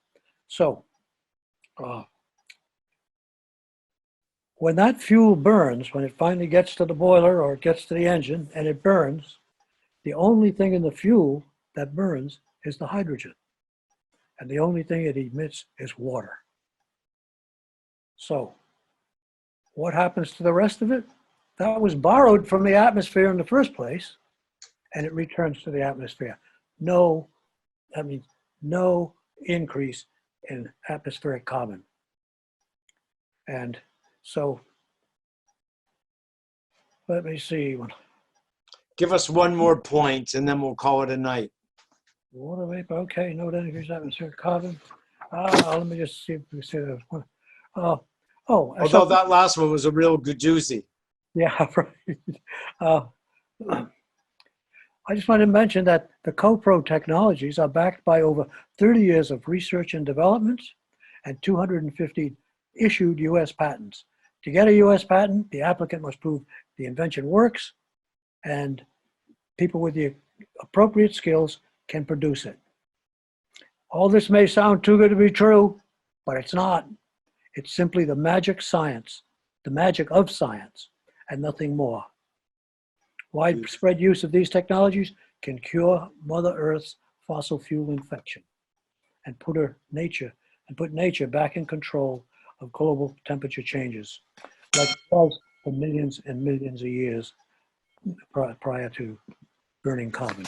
Thank you, Bill. Thank you. Well, thank you. You read your bio. You're so welcome. I really appreciate it. I'm sorry you had technical difficulties. We would have had a little more time for you then in a little more of an elegant way, but I'm glad that you did get a chance to come in and share with our audience and our group. And keep up the good work, and I look forward to talking to you soon. Okay, and I really appreciate this whole day. I've been to a lot of Earth days, but this has got to be the best. Oh my God, we are truly honored. Bill Garrett, thank you again. And all this. For So thank you again for having me, and I will look forward to meeting with you, Mitchell. Excellent. Beautiful. You know, it's so interesting. People who say they're retired are doing more work now than they've done in their whole lives. Well, I look forward to that. I don't know if I'll ever use the word, but nonetheless, it's not a word actually in my vocabulary. I believe that Bill is right. We have really honored Earth Day today, the 50th anniversary. Andrew Kaen, Rick Ulfik, all of the presenters today have been extraordinary, gifted, loving, thoughtful, creative people. Our keynote speakers, Guy McPherson and Jonathan Granoff, and everyone who participated today to help us, Karen Palmer getting us back onto Facebook Live. That's beautiful. We really appreciate everyone's participation and contribution. I really do feel that we honored the 50th anniversary with a lot of love, with tremendous respect for Mother Earth, for understanding that we are the Earth and she is us. The notion of separation that Evan Pritchard helped us understand is not there. The separation between mind and body is not there.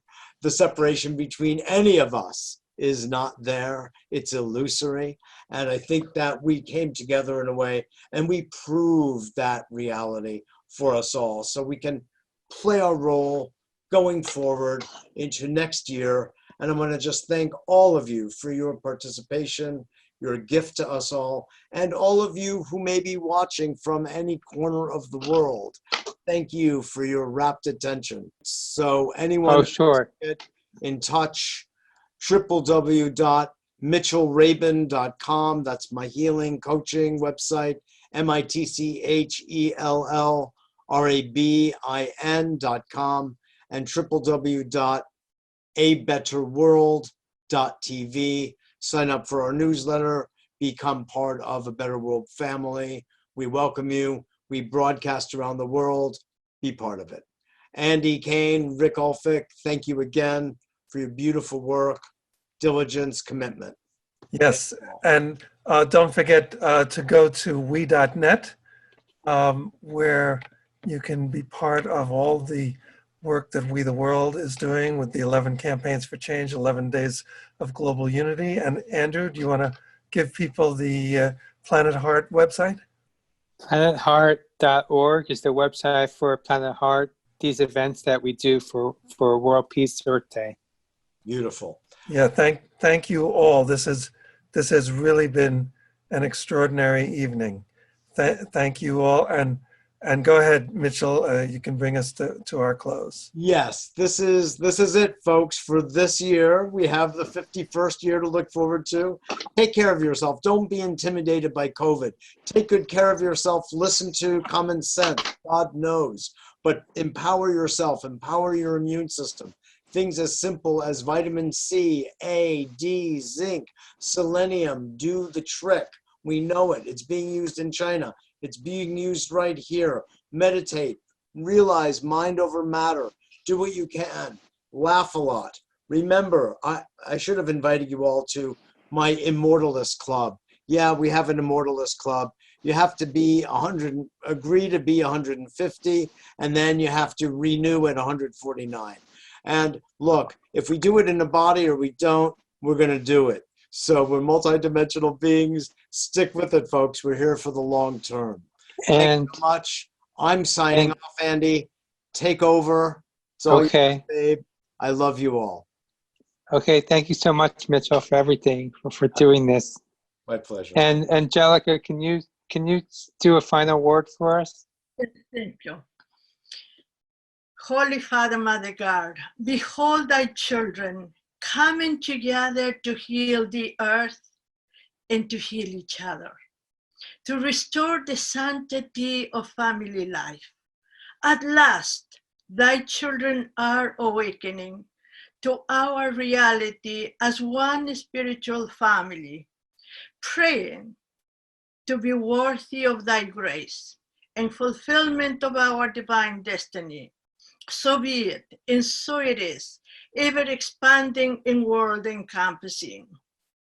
We accept it then, in God's most holy name, in God's most holy way, in God's most holy love. So be it. Amen and amen. I am. Thank you. Okay. Yeah, thank Thank you you, very everybody. much. Mitchell, great job. Thank you. May peace prevail on earth. Thank you, everybody. Thank you, everybody. May peace prevail on earth. Thank you. It was a wonderful combination of textures, meaning, and message tonight. Exactly. Namaste. Parents for peace and peace. All right. Yeah. Thank you, Gloria. Thank you. Okay. Bye-bye. Remember, we're going from me, the three fingers down, to we, three fingers up. Oh. Nice. Okay. Bye-bye.